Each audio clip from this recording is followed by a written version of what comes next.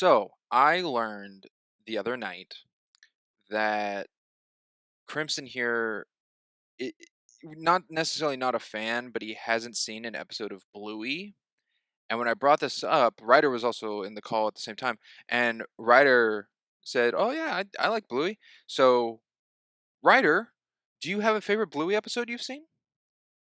See, here's the thing. I didn't think about it since our conversation, Oh, and I great. should have. It's one with a Uh, dog in it. yeah, you're You're right. pretty, yeah. I That's my favorite episode.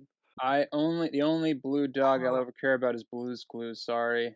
I Hot Funny you take. should think say that, because Crimson questioned Blue's Clues has no significance.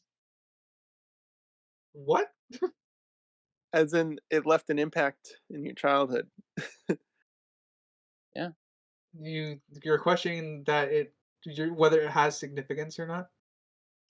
There was a post in our group Discord talking about blue dogs that guided a generation. Yeah, Yeah, Huckleberry And I Hound. argued that Blue's Clues did not guide the generation. It didn't leave an impact on us, at least me personally. That's absurd. yeah, I will say it didn't leave an impact on me, but it definitely guided a generation. No, especially classic Steve. Blue's The Clues. reason I know that it left an impact on a generation is because Steve returned to the internet and spoke to everybody during COVID, and that was a whole thing that exploded out of that. It went viral, as the kids say. Yeah. So I would very much say that Blue's Clues had an impact. Yes. You know what else has made an impact? This podcast. Welcome everyone to season 11 recap. But Crazy. hello everybody, I'm a geeky writer. I'm Crimson Maroon. I'm a character called Sinister Boy. And I'm Sprinks. You want to write us into socials? Oh yes. Jeez, sorry. Mine's on Bluey. Yeah, everyone, if you go on your phone or laptop or the library computer, wherever you're at, and you type in Cheap Seat Critics, you'll find us probably over on Twitter. We got a Twitter there, which is, I always say it incorrectly. It's not CRIX, it's CRITIX in the handle. So Cheap Seat Critics, like that. That's the Twitter. And then there's Instagram and Facebook and TikTok. And then we have a YouTube channel where we do like PNG tubers and a slideshow of whatever we're covering. We also have a letterbox if you're interested in like the overall things of that. Yeah, I think that's it. Oh, we just actually got a new one.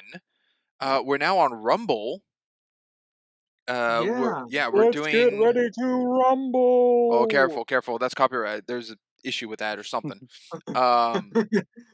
Yeah, we're over on Rumble now. We're doing backlogging through what we've done, so I think it's 2 uploads a week until we get back up to where we're currently at.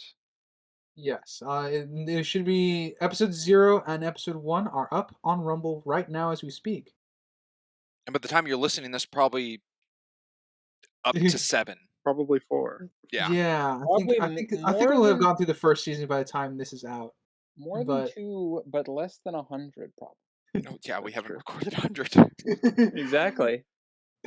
So I guess he is technically correct, which I guess is the best kind of correct, as they say. Yeah, technically. But yes, if you're a fan of Rumble, you can check us out there as well for another visual side of things. Bingo. Yes, Yeah. The YouTube Ah, killer Crimson, I see app. what you did there. All right. I guess I could start with Spirit since that was the one I wasn't present That's for. right. Yeah, I wasn't there. So there was a bit of a story behind this. I had no plans to watch it at all, but Crimson kidnapped me, strapped me down into a chair, and said, "No, it's short. You're gonna watch this." I didn't So- cut the circulation off today. Please. I tried to be light with it. No, I mean, listen. The marks hid the scars. Okay. Please, let's Um, get fan art of that, please. I would love it. So I ended up watching Spirit. I'm somewhat familiar with Indigenous history. It's not my forte, but I have a family member who studies with Indigenous tribes quite regularly. So I get a lot of secondhand experiences and secondhand stories and stuff like that that are passed down. So that's I guess my qualification, I guess unfamiliarity with Indigenous history is that I have no in-person personal experience, but I do hear a lot of stories from both from my family member, from their Indigenous mentors. Um, so that's where I get a lot of it from. Um, and my biggest fear going into Spirit was that they were going to colossally fuck it up. um, I'm kind of happy to say they didn't. Um, that said, I think uh I caught some pretty funny animation errors. um, one in particular was pretty bad. Crimson Couldn't was there for believe it that when you one. pointed it out. Yeah, there's a Crazy. particularly bad animation error when Little Creek was just tied down in the small fort. Um, like the guards were walking away. There's a moment where they just like flash animation, like the horse's face just slides without anything else in the body moving or whatever. So like you never saw the change in perspective on the horse. It was just like a picture dragging across the screen almost. Oh, a moving JPEG. Nice. Yeah, it was essentially a Yeah, moving JPEG is what it was. That was probably the most egregious animation error that I saw. And Crimson and I were in stitches about it for about 5 minutes. We had to rewatch it a couple times. Um, then and then there was another one that was nowhere near as egregious, but I caught it just before they at the end where they were gonna jump across the canyon. Yeah, I do have an objective problem with that, but But uh, what did you think about the apple? Yeah, the um, apples. what about the apples? You didn't I notice have the one writer apples? about the apple. What? No, The the apple, apple. the animation of the apple, because it's, everything in a moving animation usually and hand drawn is outlined in black of things that are moving. When you like, it shows you a bedroom kind of thing and a character walks into a bedroom and everything looks like a background except one drawer that's outlined black and you Oh yeah, like 'cause pretty that's much, the one they were gonna yeah, interact with, kind of thing. yeah, Yeah. and you kind of already know it's like, oh, that's what they're going to interact with.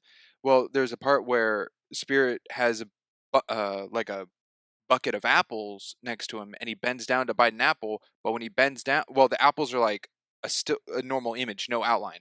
So when he bends down to bite it, his head goes over past the apple, and when he pulls back there's a bite out of the apple, and it's like a transitional piece from two images, Uh, which is a use of interaction in that style that I've never seen before, and I think that's brilliant.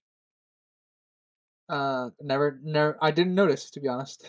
Ah, But that's cool. I mean, I'm happy that they did that. Uh, I subjectively, I don't really have I didn't really give my objective, but my subjective was I think about a 5. I wasn't particularly blown away by the movie. I'm not opposed to watching it again, but it never really captured me in a way that would invigorate me to rewatch it on my own of my own accord. Um, it does come from that blend of like different animation styles, a 2D animation, 3D animation, kind of what we talked with Treasure Planet. It has a bit of that feeling to it. Though I don't think it does it as smoothly. I would agree. Yeah, but I can definitely tell it's in this. They're at least trying to do the same. They're doing it in the same vein. Um, Matt Damon voicing for the horse. That was I get that it happened. I don't know. He did okay. I think it's one of those things like they should normalize hiring professional voice actors over like big name actors for that sort of thing because I don't. I think Was it, he I think big at Well, that point? at the time, I don't know. Was that before or after Goodwill this That Hunting? is would have been after after. That would have been this is after Good Will after Hunting. this is after Goodwill Hunting and I think it's also after Dead Poets. He's in Dead Poets too, right? Dead Poets Society. No, he's No. no. No. That's Ethan Hawke. Wasn't Born kind of his launching point? Not No, like Good Will Good Will Hunting. No, Hunting was a Goodwill huge movie. Hunting. Him and Ben Yeah, that was Affleck Good, winning Goodwill awards Hunting for it. was definitely his launching point. yeah. That's his like Did he breakout. do Did he do Dogma with uh Oh, was he uh in Dogma? He Yeah, was he in is in Dogma. Dogma. He's Okay. one of the angels. I don't know if that would be considered a launching point though. I don't know. Uh, Kevin Smith movies aren't really launching points. They're strange anomalous events. Yeah. Didn't he do Tusk? um, yeah. Yeah. So again, I think he did a serviceable job as far as I'm concerned, but I definitely think an actual voice actor with trained to do that sort of thing would have done a much better job. Because it was pretty like it's yeah, it just didn't sell me on the role as much as I would have liked him to. What I do like though is the horses didn't talk. That would have really bugged me. Um, and I think the writing is pretty by the numbers. I do think the third act has a lot of problems. Um, they rush through. I guess the oh, what is it called? The second act low point. I think. Yeah.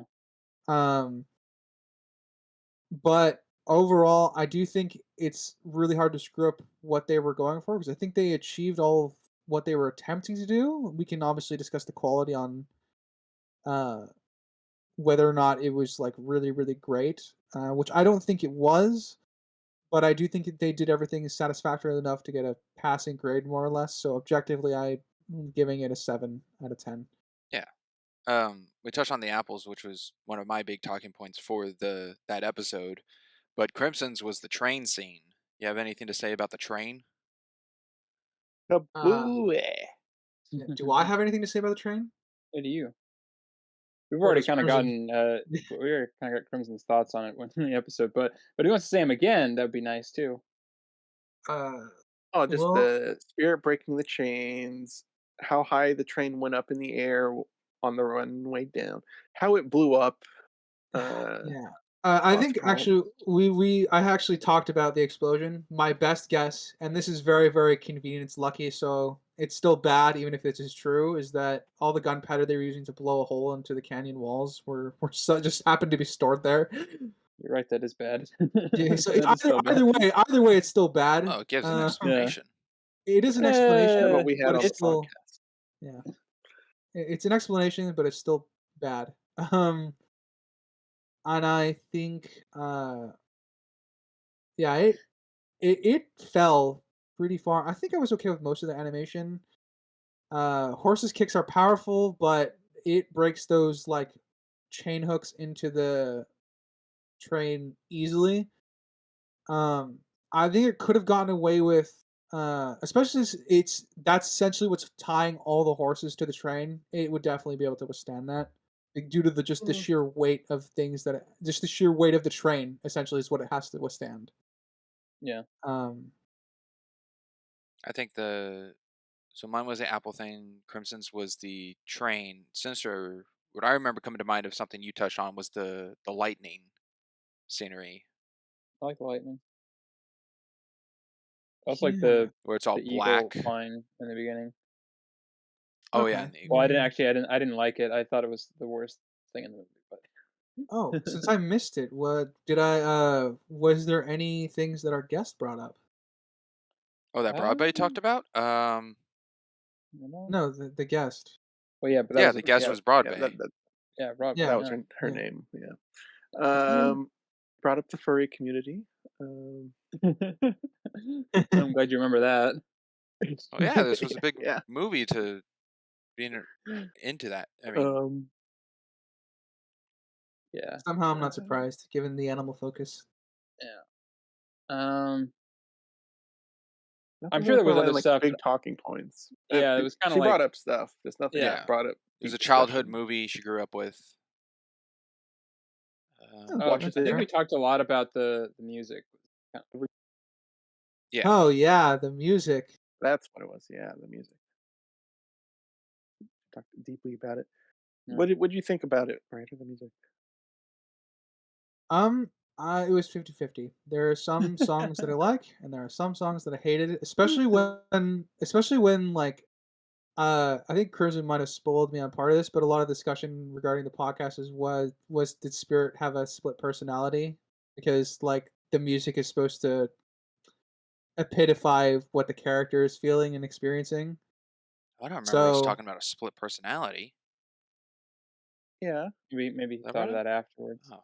it was brought up. Matt Damon being a voice in his Oh, head okay, and okay. Versus the singer of the okay, song. gotcha. Yes. Yeah. Sorry. A Got it. refresher. yeah. Well, So we did do it a few weeks ago. yeah, so yeah, 50-50 on the music. I think there are some songs that are fitting, and there are some songs I'm like, this is just bad. Why is it here? I don't Um, know if I ever had those moments myself, but fair enough. yeah, I'm a little. I'll openly admit I'm far more picky on my music, as general rule, just because I listen to a lot of music. Uh, Well, you sure gave Sometimes against my will. a good Um, statement about it in Oh Brother. oh yeah, I'm sure I did. Um, Yeah. but I don't think any of the music particularly stood out to me. But the music that I did like, Armoru, was particularly fitting to the scene, and at least it succeeded in getting across like the character perspective. And then on the other times where I didn't like the music, I could still objectively understand that it was getting across the character's feelings, even if I disliked the song. Okay. Get off of my back into the game. All right. Don't All know what you right. gotta try it. Don't know. Remember that one. Never gonna ever, never Yeah. gonna give it up. Yeah. Cool. Right.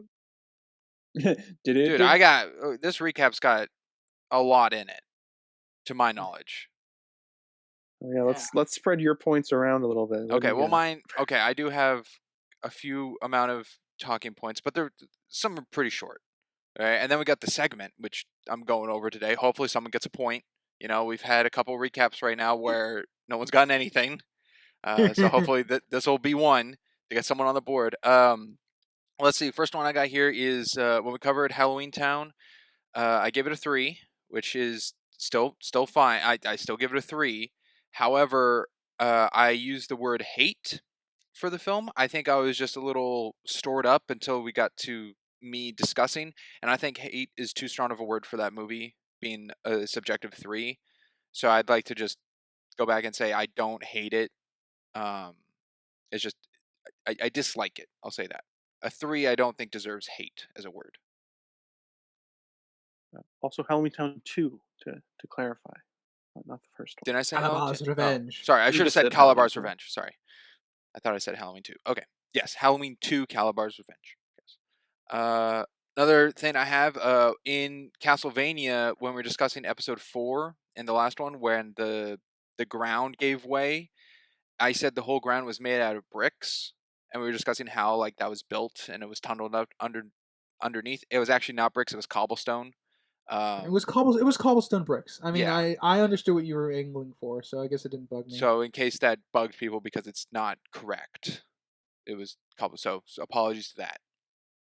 And thank you for sticking around that long in the episode Well, I'm to just catch us up. in case people were No, no, like, "Oh, Sprinks is I'm not. incorrect," No, or no, I'm not. I'm not bad. I'm being. That was me being genuine. I okay, was. Yeah. I mean, they're still bricks, but so you're still technically right. You just yeah, said but not in specifically. like layered brick, kind of like Uh, Thinking on it actually.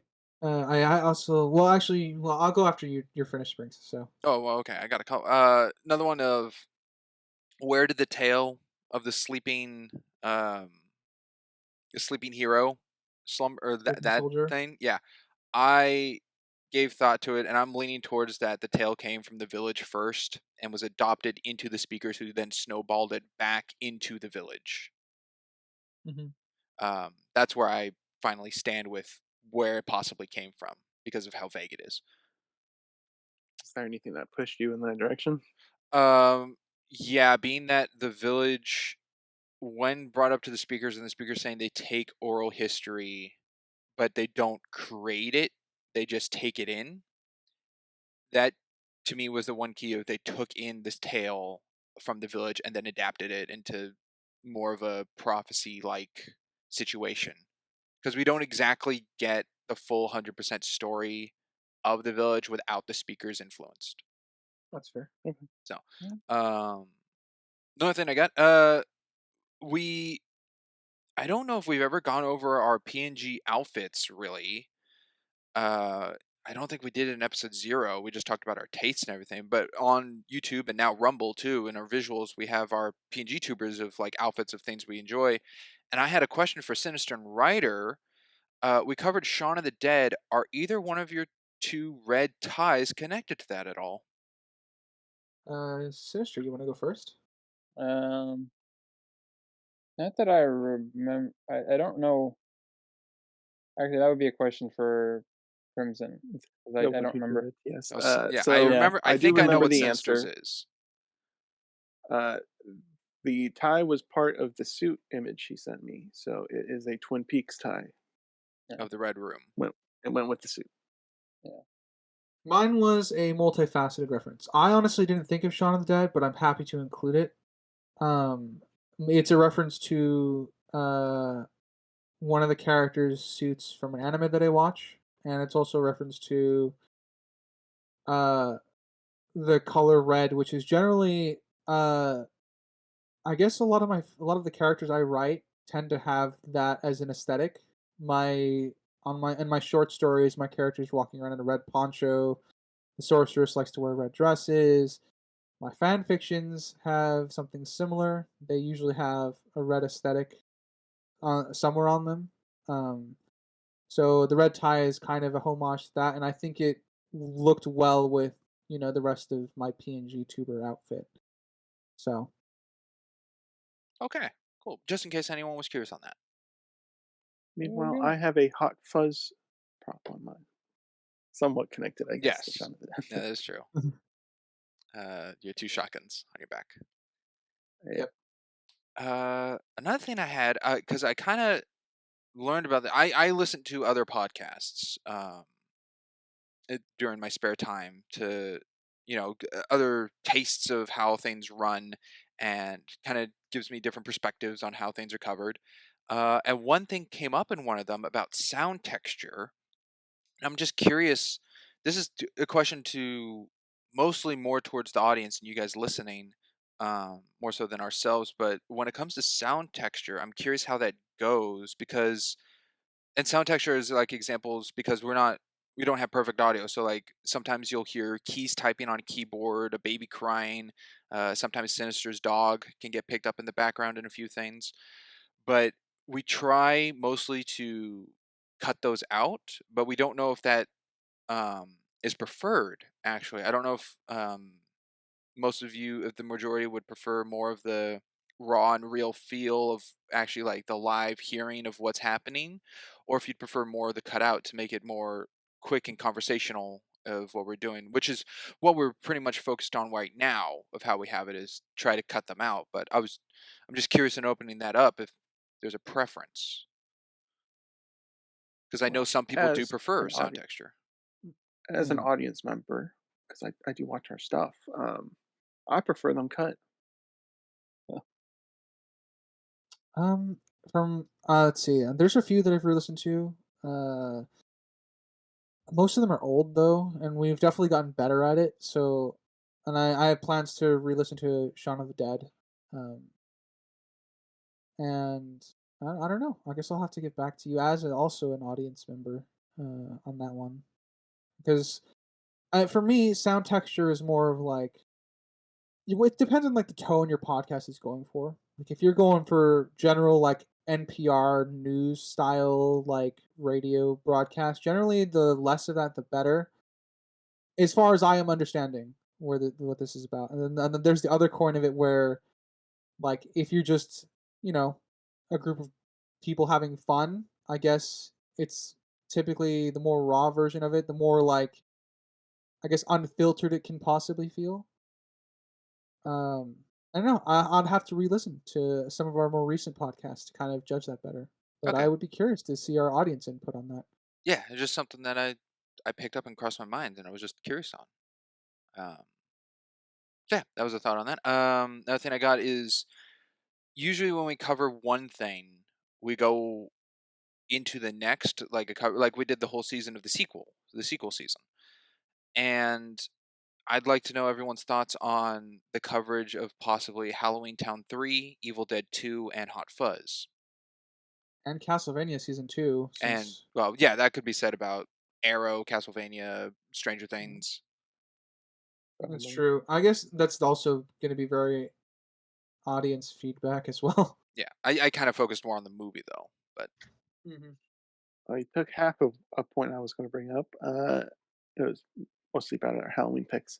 For Hot Fuzz, I'm against us being forced to cover that because it is not a true trilogy. It is a facsimile of a trilogy. It's not connected in any facet except director and cast, which I brought up And the Monty it's Python example, and you said you disagreed with that, Springs, but you didn't really say why. So I'd like to get your thoughts on that, I suppose. Um, Monty Python. I guess the main thing for me is Monty Python is the same band of characters, of actors. Sorry, not characters. The same actors in the films. However, they're not listed as a trilogy of their own, which is what the Cornetto trilogy of her. I don't know. I mean, Sinister, I think you're a little more versed in Monty Python stuff than I am, but do their films have a name, like a collective name? I Or mean, if that's the but if that's your criteria though for classifying it as a trilogy, I think that's a little bit oh, it's kind of digging a loose. little. No, I know. Yeah, yeah. Because then I mean, uh, because there's like people that okay, so for example, this is Monty Python esque, but not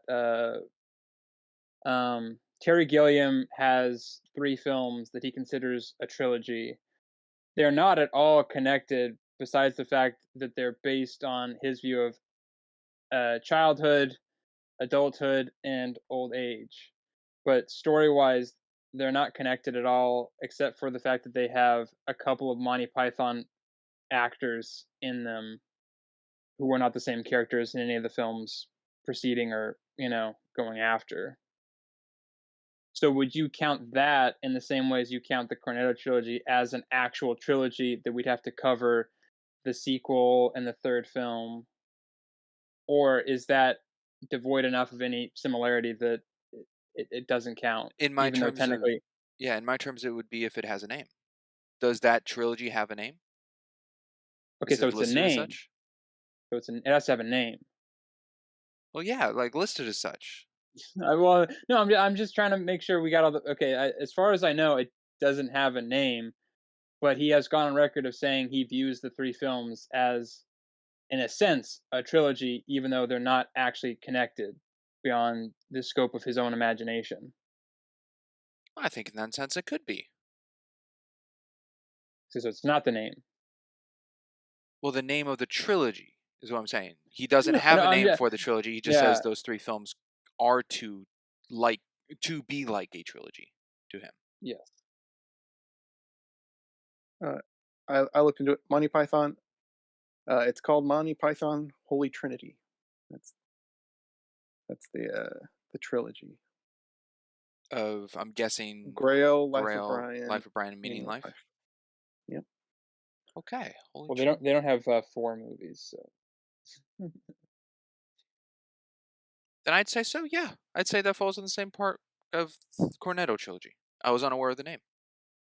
Oh, it's called the But Trilogy of I guess back on your Imagination. original point, I don't see them as true trilogies because they aren't connected. They're not connected in story Uh, wise. which is what a series of things is because there's more than trilogies like Harry Potter's 8 films.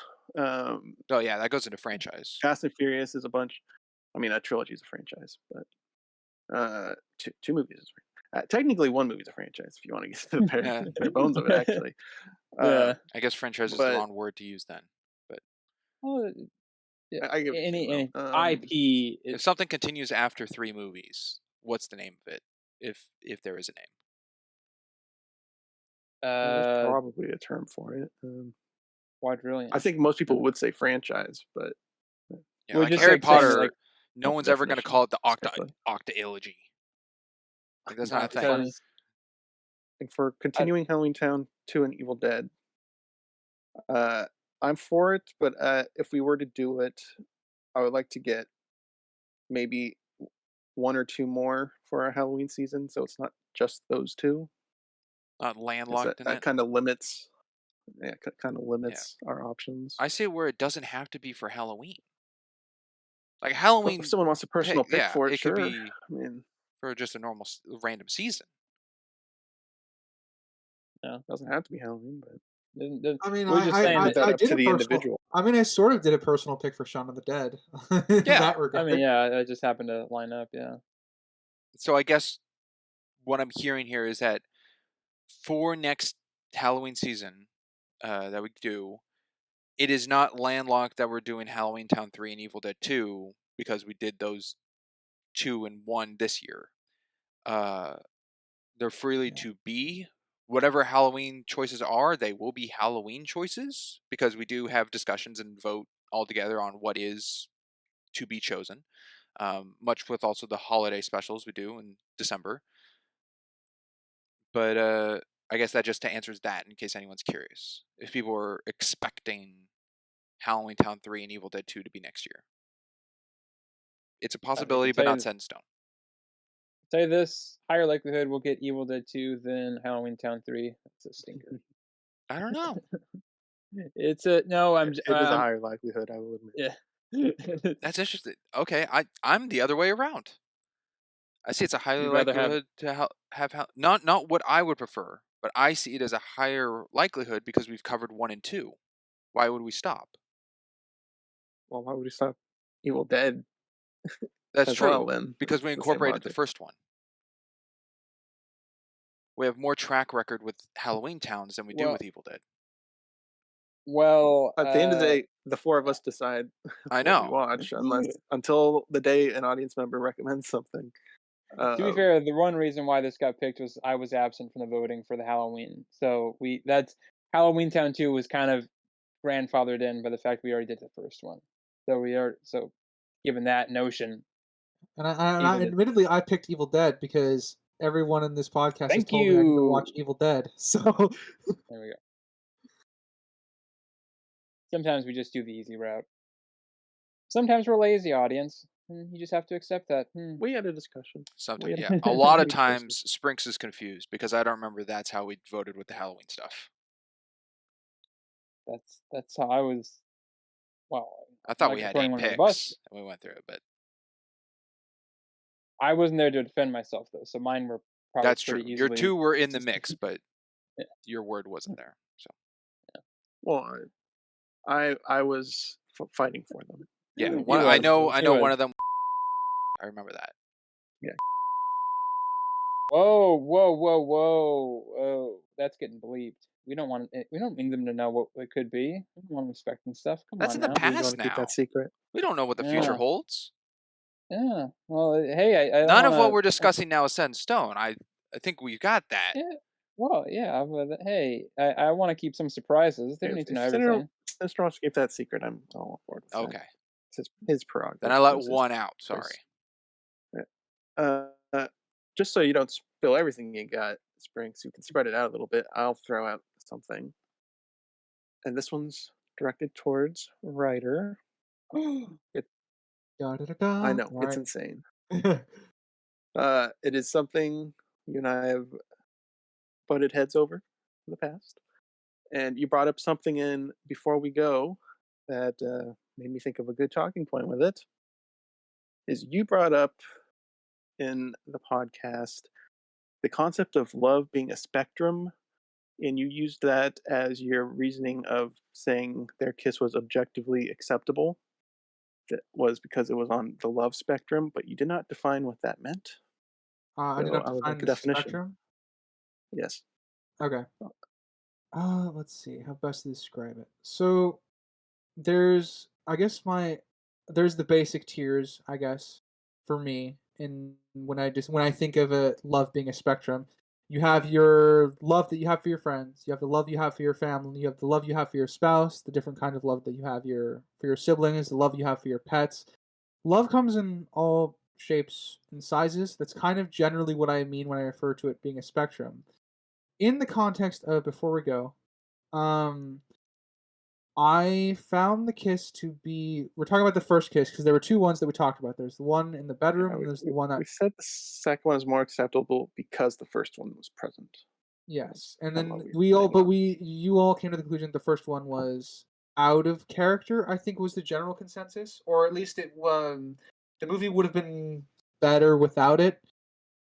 Um, I think the first half of that, yes. Second half, no. Yeah, I like I said, it was a very very complicated kiss because the goodbye kiss was better for them. That initial one of having been done, of breaking in the ice, so to speak. Um, whereas um whereas if that one had been removed, the second one would have probably been lumped in with all the same feelings that we had for the first one. Like it would all been wrapped together in that one thing. Um, and I think what I meant. So, did that? Okay, first off, Yeah, did it was I a answer while your? ago, so you gotta Yeah, remember. first off, did I answer your spectrum question, or did you want me to? Did you have a specific facet that you want me to dive into a little bit? Well, you pretty much used it as your reasoning for saying it was objectively fine. So I guess your explanation of the tiers of family, friends, and stuff doesn't really answer that. So Okay, so I guess in relation to the kiss specifically, because the film spent so much time trying to develop the feelings of these two characters for one another, you're watching them grow together. From the objective fineness of that particular kiss was because they had reached the point on their relationship list where, like, okay, they very much have feelings for each other. Kisses are often how we express the feelings of love, whether or not it's appropriate. So while I think I agree that it being not appropriate considering the character arcs that they had, and that like they're choosing to fight for their particular feelings other ways, um, I found the kiss to be fine because it still capped off those emotions that we saw building throughout the rest of the film. And we hold these truths to be self-evident for liberty and kisses for all. Mwah. um, so does that help? it's better. I would like to know the extent of this, though. I had an example written down of what if Harry Potter went up and kissed McGonagall and said he loved her. Is that on the spectrum?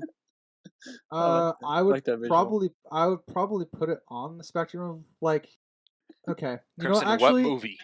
no, hold on. I'm, Time I'm to bringing this. up a what if scenario here. The Okay, Sorcerer's no. Stone. It depends on. It's going to depend on the groundwork that's being laid for that. So, like, you know, you kiss your parents on the forehead, or they kiss you on the forehead. Are they making the fuck out? Like, first off, what tier are we fucking going with this scenario on? Like, are they on tier Harry 2 is or tier 3? romantically interested in McGonagall. McGonagall is, I guess, ambiguous in this scenario. We don't know. We are also not going to go into whether She's this is shocked. yeah, we're not going to He's go into shot. whether this is right or wrong. We're just going to say this is happening. This is happening. Yeah. See, the problem with that is it's contextual. I don't know I could give you that answer without knowing the story that led up to it. So, if Harry Potter, for example, would had let's spend instead of pining for some strange woman in Order of Phoenix, I think that was the one. Mhm. He was pining for McGonagall the entire time. Um, and we can say, for example, that it was well written. Um, his feelings are highly contextualized. Um, him kissing her and McGonagall being shocked because let's assume that we don't get much of her POV like we do in most of the films. We have a very limited POV of her. I think those reactions would be natural enough for me to write that as fine. It would fall under the spectrum of love for Harry Potter specifically in this scenario. In this scenario that I'm building off of here. I Does guess the that way I was envisioning it was like Sorcerer's Stone Harry, where after like That'd McGonagall be weird. gave him the Jesus. Nimbus 2000. Jesus Christ. That's we why are. I'm like, that's why I'm Neville says stretching out this- Trevor and grabs his frog, and then Harry steps forward and kisses her. Weird. That's why I'm bringing up the how much this spectrum stretches, and I'm testing it because Yeah. McGonagall pushed him towards the Quidditch, so he could like her for that. She gives him the broom, the Nimbus 2000. More to stack on. Is that Yeah, enough now you're just building making for me. Harry? Then See, now again, you're you're just making doing me with question you're making me question like the ulterior motives of McGonagall now, and unfortunately, Well, no, Crimson, you're also talking about this through the perspective of American, correct? what this? Oh, Are you saying the oh, British I'm people are giving. Well, no, it's different? different. Like French, they greet each other and kiss each other on the cheeks. I said explicitly Or- that Harry's romantically interested, so Okay, so it's not a greeting kiss. the English Harry Potter world got it. There's two. You can have a greeting kiss and a romantic kiss in Britain. I, No, I just think I specifically said which one it was. where you're raised does change it a bit, I think. Well, yeah. I mean, we already went into the the writer's family is much more Affectionate. uh affectionate than I think any of the three of ours. Yeah. So Um, that just changed his subjective of that that same let's see. topic. I'm I'm thinking on it in the sense of like I again it needs to be contextualized. If like that's going to build up to a specific relationship, eventually I think it might work over the course because they spend so little time together in the films, and I agree that McGonagall does stuff to help him out. Like he, as you say, he pushes him towards Quidditch and stuff like that. It's a level of like that can serve as part of a foundation for feelings, but there's still the level of like they have to. Harry Potter needs to get romantically interested in her, otherwise it crosses over to infatuation, rather than it being on the spectrum of love. Because I typically consider love to be fairly mutual when talking about it on the spectrum. Whereas in your scenario, it comes down to more it being one sided and McGonagall being surprised about it. And while that can fall on the spectrum of love from Harry's perspective, I think I might be more. Like I said, it's good. It's going to come down to a lot of context being required in order to negate it from becoming a one sided infatuation. All right. I didn't expect this Yeah, but- conversation piece. I Very mean, interesting. I didn't didn't. expect it, but to be honest, Crimson and I, we've had the love topic before. I can't wait for multiple times, us yeah. to get to Oh yeah, Check Or out the Rooster Sound Teeth of Music projects. Crimson. and Casablanca if you want to Yeah, hear two Yeah. of them. Crimson loves Ryder, and Ryder loves Crimson. Okay, it's canon. Ship them, please. Why'd you have to Where's- say do the it. private thing out loud? Where's Sinister? that movie? Jesus. Go ahead, Crimson and Ryder. Yeah. Ryder. Yeah, Writing My Crimson Love. What a great movie. there we go. Great. Can't wait to Yes, see the please. fanfics come out of that one. I guess. Yeah, I guess please actually, write yeah. fanfics for them, please. If you write fanfics, I will read it live. I have no You fear. will. He'll do it. I'll do it. You know what? There we go. If you got a fanfic of the pod, let us know. Give a link. Maybe we'll cover some for the recap. Yeah, Uh, that'll I- be for Patreon whenever we fully establish it, though. No, I'm not giving that one away for free. Crimson's hot breath along Ryder's ear. Oh, Sinister. Sharing so much. Are you writing it? Are you writing Sounds like it? you already did. I've Oh, already He I've definitely already written constructed it in his head. I've already written 50 anonymous fanfics about all of Before we stray too far from the before we go topic, I actually do want to adjust my objective rating. them. Ooh, oh. I am bumping it up to a 7. I think it was at a 6.5. a little trouser adjustment It there. is. Yeah, I am bumping it up to a 7. I've had a lot of time to think about it, and I think most of it comes down to uh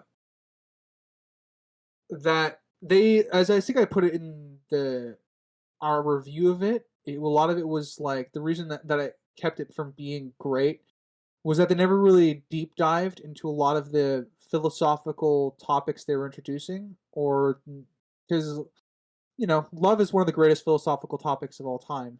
Mhm. Ask any poet. Um, and I think upon pondering that for a while, I think it does enough, even though it doesn't do a lot, if that makes sense. Because they do a lot of introductory topics to that concept, They cover a lot of basic introduction to that concept, but I don't think they delve it too deeply. But I do think they do enough. I've kind of moved a little bit on that. Okie doke. Okay, good to know. But the first 40 minutes are still really weird to you, right? It's too Um, real. Too real. I well, I will don't say, even know. oh yeah, well, that was subjective. So it was definitely odd feeling because it was. I'd say they do a very good job of grounding you in the reality. So when things that come up of like being very very coincidental, it was very weird. The dichotomy of both happening at once. But you know, I've as I might come around to embrace that upon a second viewing. Who knows? I definitely still feel weird about that though. In retrospect, I haven't rewatched the film, but I might feel better about it second time now that I'm going and knowing all that. So who knows? Okay. Sweet. Who wants the next topic? I Uh, think that would be Crimson. I was going to say, do we want to do critics on critics, or do we want to save that for later? Ooh, critics on critics. A pod We'll favorite. jump into We're critics on professionals. Okay, don't add us. Are we going to critics on critics? We Yeah, will. let's go. Critics on Yeah, might as well. Sweet. Let's go. Let's go. I got 1,000 comments to read here. So this Okay. should bulk up the rest of the pod here. Yikes. We'll be recording Awesome. for 24 hours daily for the next like 2 weeks. Yeah. All right. Got all their contact information. We might have some guests. No, I got a few options here. So we shall start with Halloween Town 2 for no particular reason. All right. I have two because one, there's not really much to discuss. I just liked it. The commenter is Elsie, and this is on LetterBox. Gave Halloween Town 2, Calabar's Revenge, 5 out of 5 stars with a heart. Yikes. And the comment says, Marnie is better than me because Cal is too sexy. I would have given in immediately. You're right. That's pretty funny. Too sexy. Yeah, Too they added a lot sexy of for O's my for 2. hat. Too sexy for my shirt. Yeah. Did they see the square cube? Did they see I that know. scene? Him poking out the wall in the cube. Did they Yeah. take it in? Some people are into that. Yeah, so we're into a nice Baldwin. And since I typically pointed out, they also don't know how to use capitals or periods. Throwing it out there. No, there's no punctuation there at all. Get into writing, people. a little Kelsey, bit. we Rip. saw Get your the grammar. standards, at least. We were You can always go appalled. back. You can always go back and revise it. It's totally fine. That was truly the scariest thing about Halloween Town was your. But truly, the scariest a- thing about Halloween Town was this review. Oh, that's mean. That was No. Cal's a cutie. It's fine. He Kelsey's was valid. nominated for an acting award. Come on. Come on. All right. And the second Halloween Town one I had, a little bit more context, or not context, more to talking points, I suppose, is also on Letterbox from Candace. Sassy love interest villain? They put a question mark at the end. Yes. Restored mother-daughter relationship? Yes. Character development? Yes. Changing the normalcy of this universe to better fit the plot? Yes. It's all we ever imagined in a sequel to a Disney Halloween movie would be. 11 out of 10. And they gave it I forgot to mention, 5 out of 5 stars. So. I But can't 11 out of 10. I can't help but notice that they ignored the glaring issues of time travel. No, they Everything only among is other just a things. yes. Yeah, they only brought in what they liked of it. Hey, Candace, I'd like to know what you didn't like about the movie, if anything. Changing the normalcy of this universe to better fit the plot. I wonder what that even means. That sounds like a Mary Sue character. Oh, I What's don't the even know if normalcy of the universe, and how did it fit in the plot? the Magic. the normalcy of the universe thing I assume would be the rule that the Halloween Town door closes and then reopens like once a year or whatever. But the Cromwells And now have it's just open family permanently, power. you know, so the family can get together. I assume that's what she's referring to. if you want to come on the podcast and really hash this out, more than happy. Since you're Yeah. inviting Candace, do we need to reach Why out? No. not? Be careful with that kind of Okay. power. We have no power. Power. What? Power yet. We don't have any power yet. Oh, we have plenty of power. We have the power of Voodoo. we have the power to make you feel. We are Wonder Boys. We'll jump to Spirit next. This one is on Metacritic. Threw that in there. We Okay. haven't had one of those. From the New Oh, York 'cause Post. Critics on critics, Metacritic. From I the get New York it. Post. Yeah, official critics here. The New York Post. Author Lou Luminick. Sorry, I forgot the last name wrong. It's his fault for having 2 Lou sounds in his name. I know. They gave it a 25 out of 100. A boring. Shoot! What the heck is that? Oh. Dyslexia's hitting again, Okay, huh? Crimson I forgot his glasses. There we go. Brain fart. A boring, wincingly cute, and nauseating, politically correct cartoon guaranteed to drive anyone much over age 4 screaming from the theater. Is that for Velma? Wow. With that review, 25 is pretty generous. Wincingly cute and nauseatingly politically correct. I don't. What a weird take of that movie. Yeah, I don't know what to think. I don't have any. What? Wait, take that out. I need that definition of political correctness right now. Take Like, that it's- out. Take that out, and then you put it in for Velma, and then it'll make sense. So it'll fit. Oh, did they copy and Except the paste from the wincingly review cute. from Velma? That makes sense. Yeah, you're right. So, being New Good York point, Times, Sinister. this was published in public paper. Yeah. New York Times, York hire Post. us. We'll do better reviews for you. No. I'm sure they have to just get know like we won't compromise our artistic integrity. Which but one was we'll that actually for? We'll give it a go. do better reviews. We'll give it a Which one was shot. that for? Did it? Would any of you over the age of 4 screamed out of the theater? Do you think I you didn't would have done scream. that watching this? Yeah. Sitting down watching the movie at home. Whoa! I didn't even yelp. Sorry, I missed. I don't know which what movie is Lou this? watched. Weird. Which movie is this for? This is for Spirit. Okay, that's what I was figuring, but I want to make sure. Maybe I would have cried when the horse got shot when I was younger, but I don't think I would have screamed. No, Lou Also, sounds don't. Lou sounds like that critique from Greatest Showman. He's not. It's not his cup of joe. He's not into it. He's a 45-year-old man, and he was not wanting to watch. Watching Matt Damon as a horse. Yeah, it's like, oh, where's my life gone? Someone forgot to check their objective and subjective. Maybe that's the issue. Oh, I will say Could Lou be. knows how to use punctuation and capitals. So clap they- for Lou. Oh, a jab. Yeah, Jab at well, I Kelsey. mean, if Kelsey, you we're use sorry. punctuation- Kelsey, we're I sorry. mean, somebody went to journalism school. Yeah, so well, he works for the New York Post, so you know what? That was probably hope he has edited good 5 grammatical times. skills. I would I'm hope he has sure. good grammar skills, or the editors got paid. All right. Second Spirit. This is on LetterBox by Cartoon. I don't know if I can say the rest of that. Cartoon with a K. All right, Cartoon with a K. And then the rest. Half star, so 1 out of 10. Most inaccurate effing horse movie I have ever seen in my goddamn life. I don't know why I put that accent on it at the end there.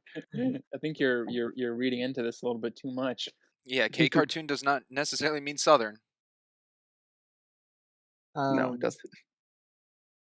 But most inaccurate movie, horse movie. I haven't seen too many, so I can't say much I on don't that. think all horses are voiced by Matt Damon in their heads. So I I agree. have to Then I again, give him that. we don't know.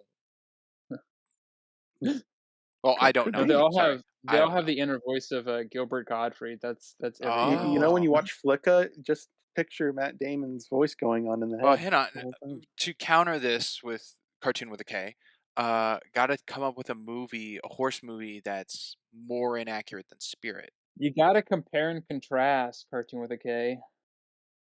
What's more inaccurate? Horse movie. My Little Pony is probably.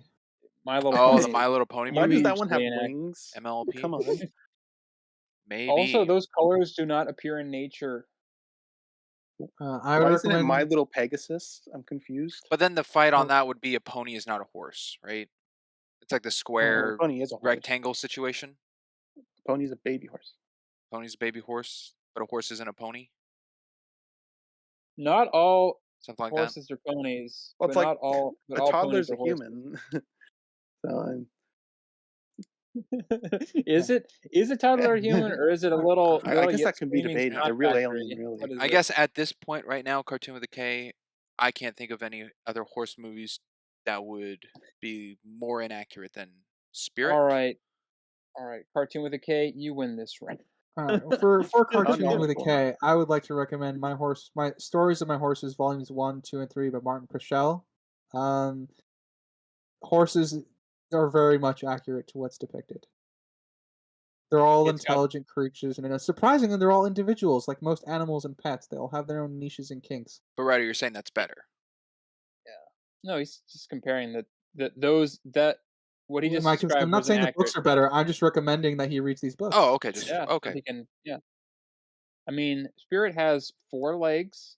It's I got mean, hooves. It's for got all a we mane. know, You're exactly you were trying to think of something worse, Spring. So that it's I I was thought to it's something counter it, that's but fairly equivalent or better. I know. And But that, for all we know, you know, Cartoon with a K could be comparing Spirit to that.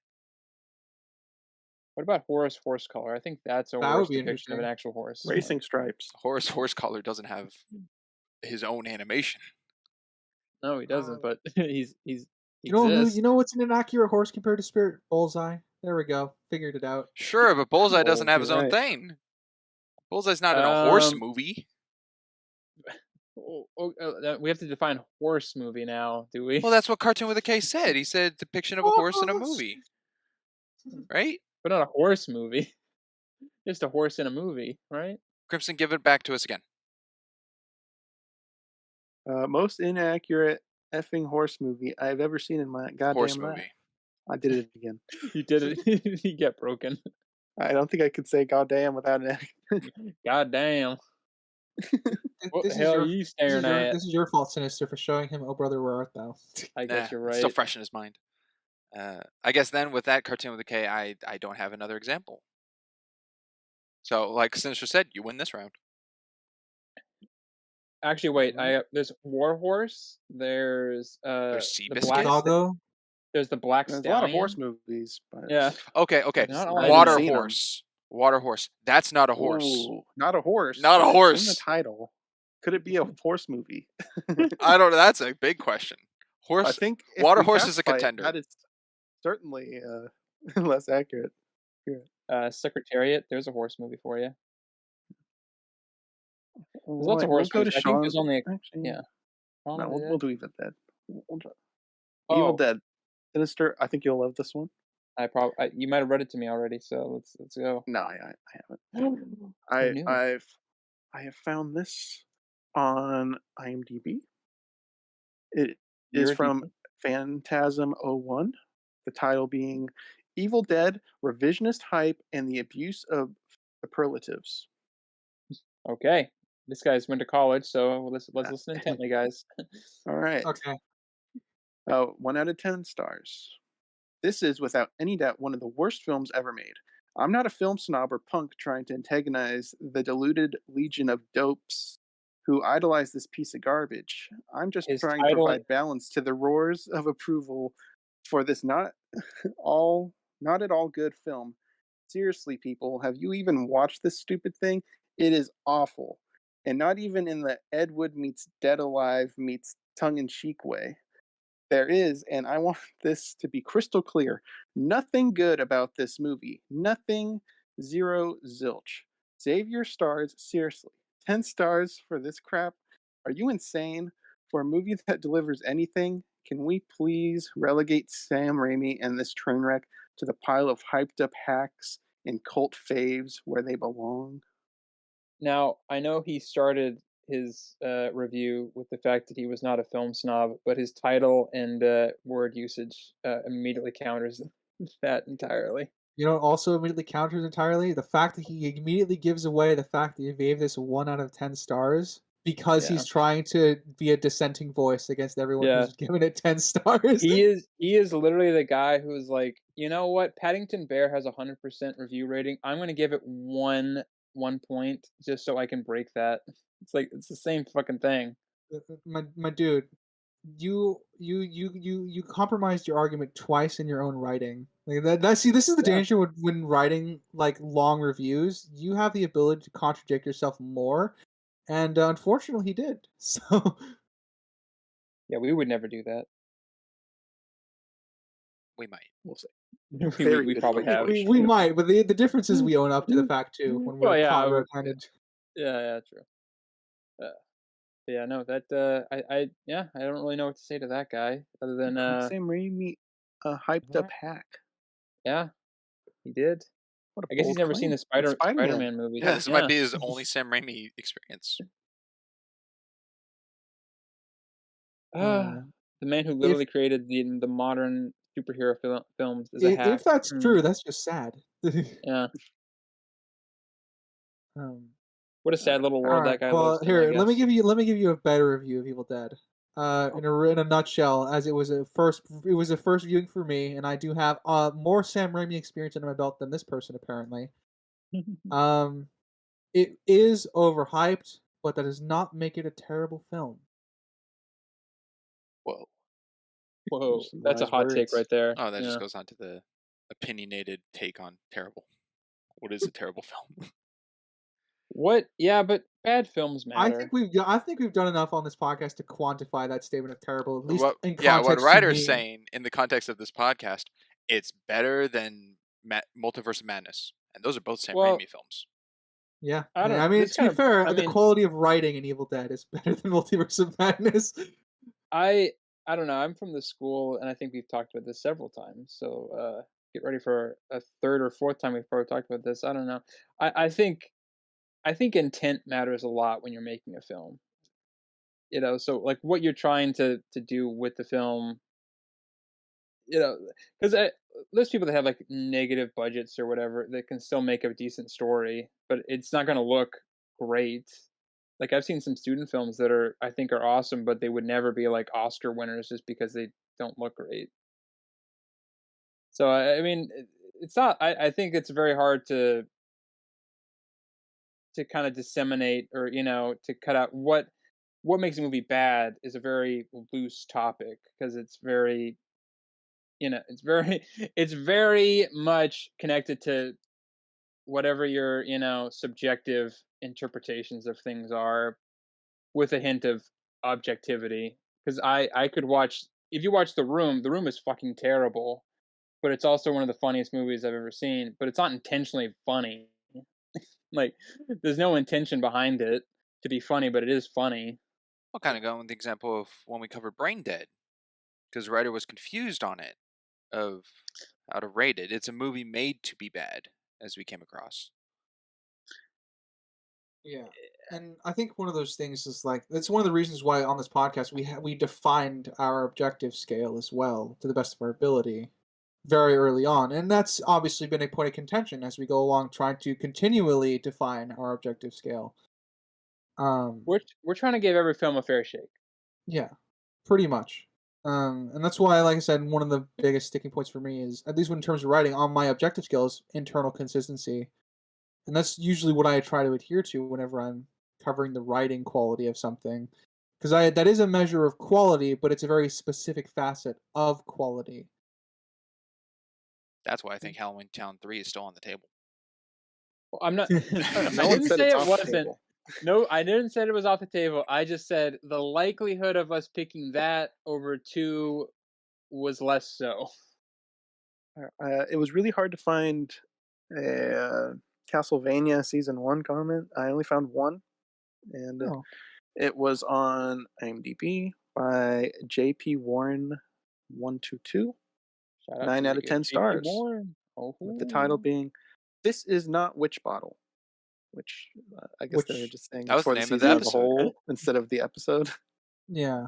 I don't know why the exclusion there. Castlevania on Netflix series. That's how I read it, right?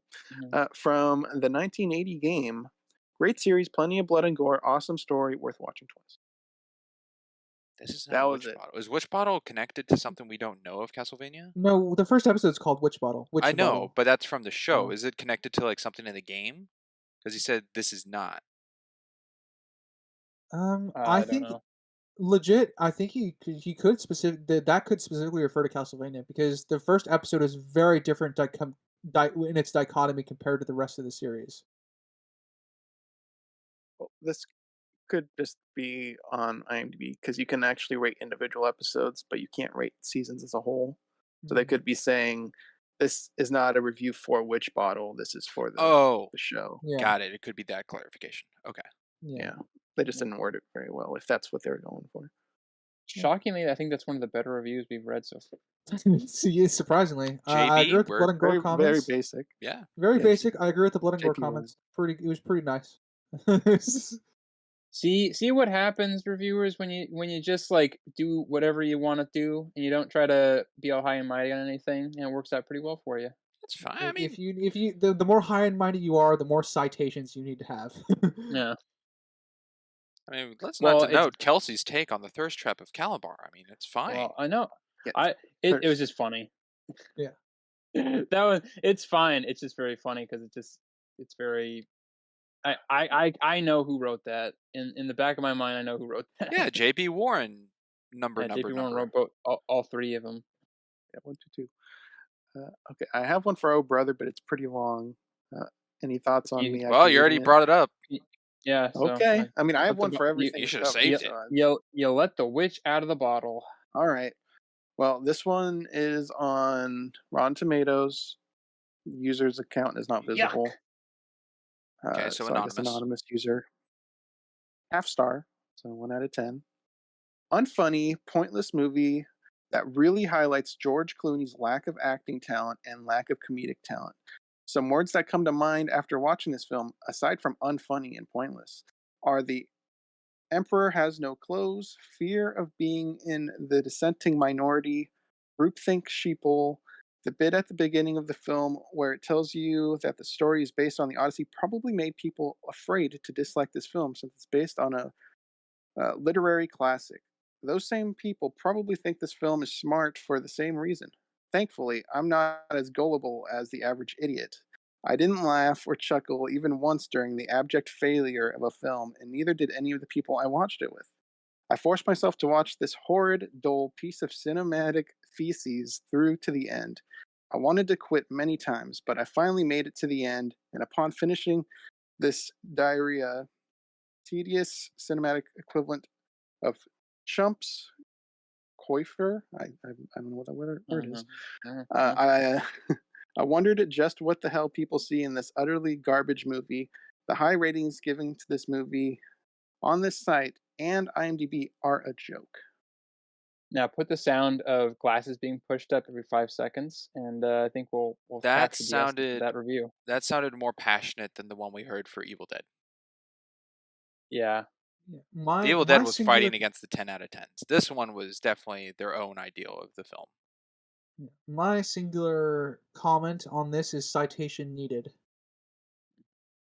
Thankfully, not as gullible as the average idiot.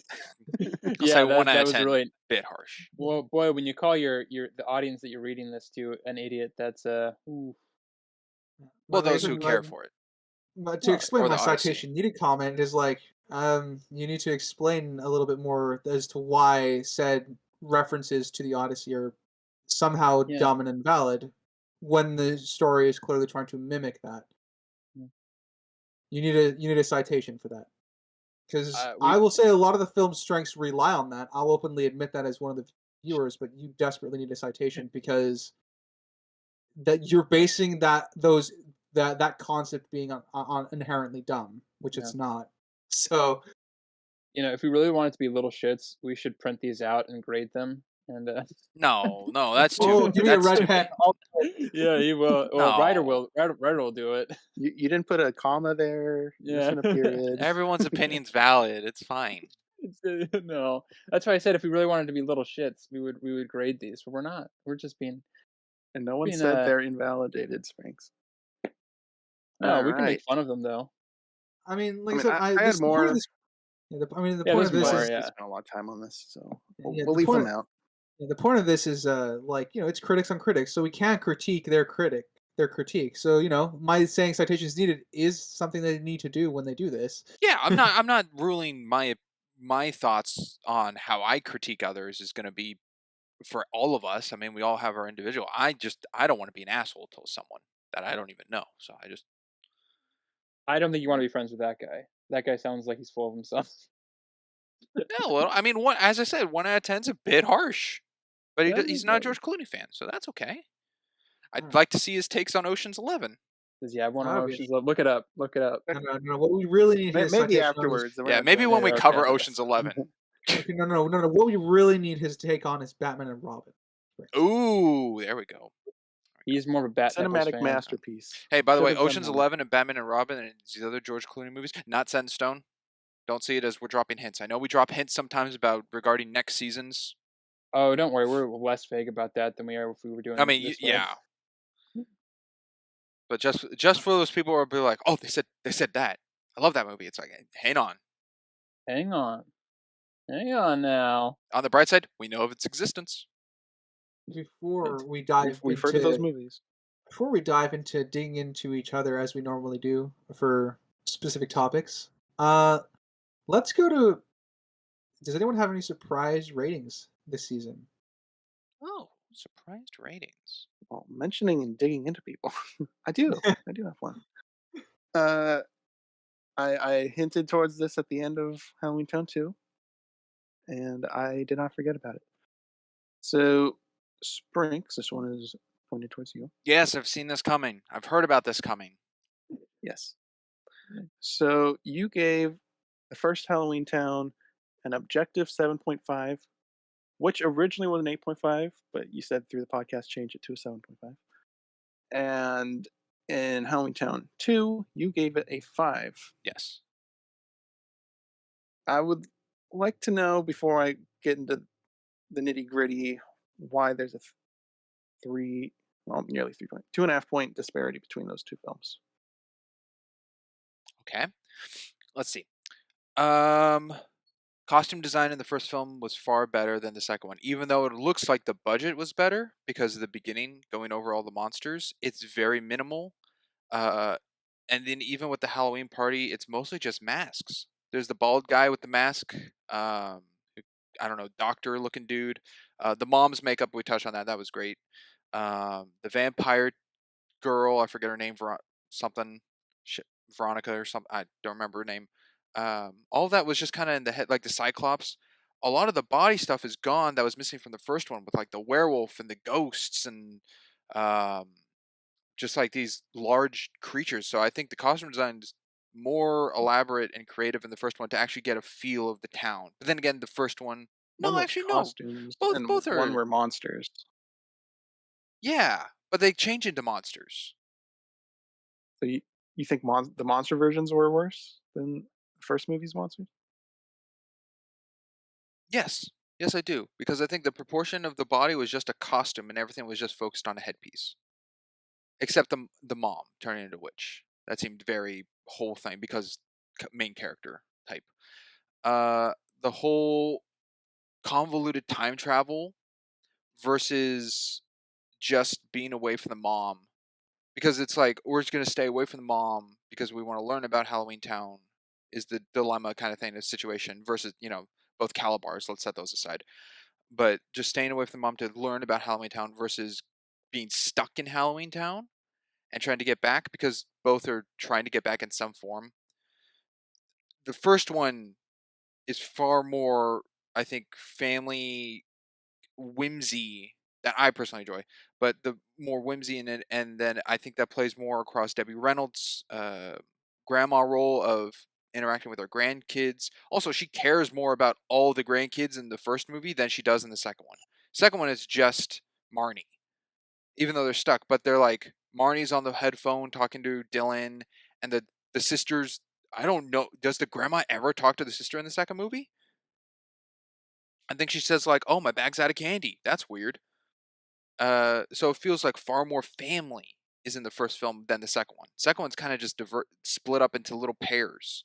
You got Marnie and Grandma, and then Marnie and the troll guy.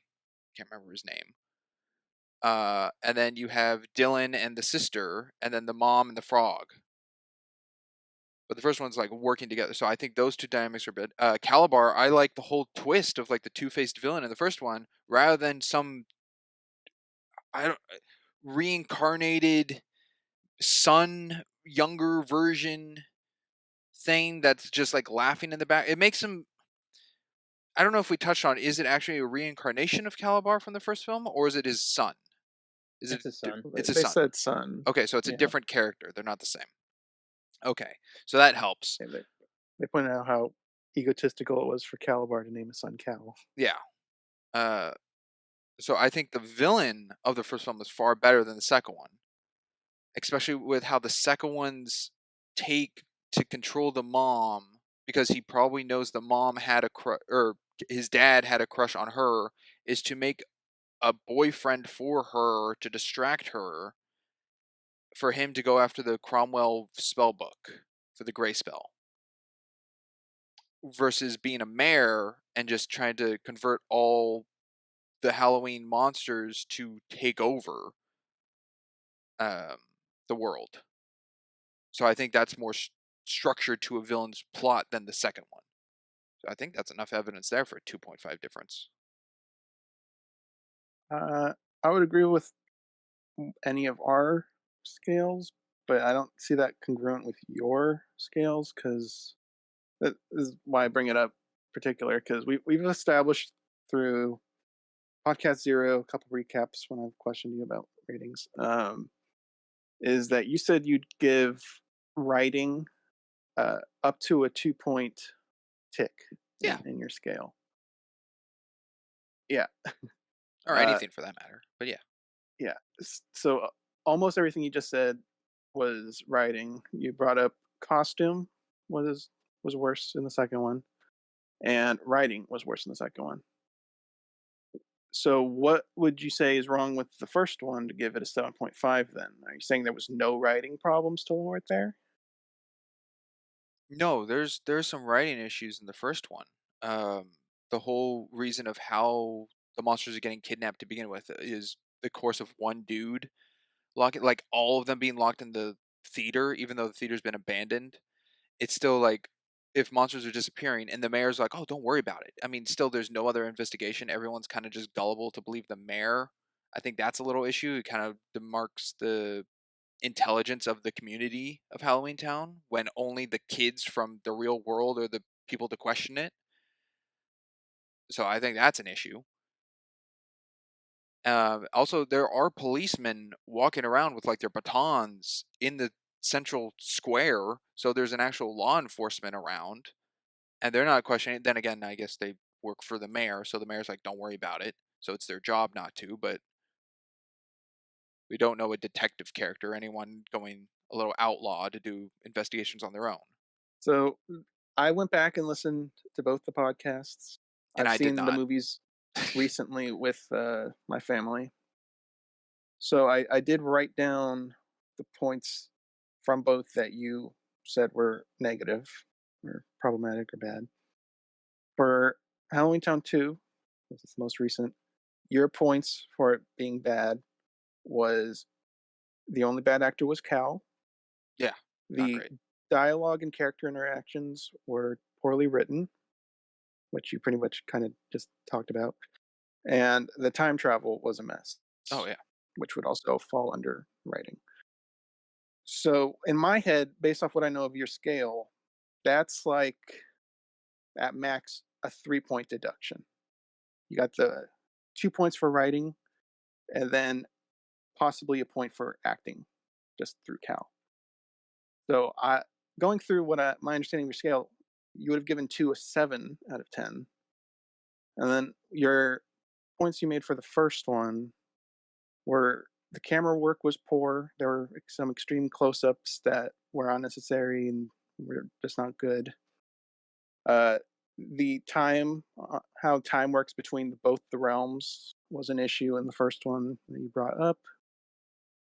Magic relating to how many times it took for Calabar's magic to affect the grandma versus Marnie and the troll. The CGI for the bus, the puppet bat uh, Oh, the at puppet bat. Oh my the god, mayor's. forgot about that.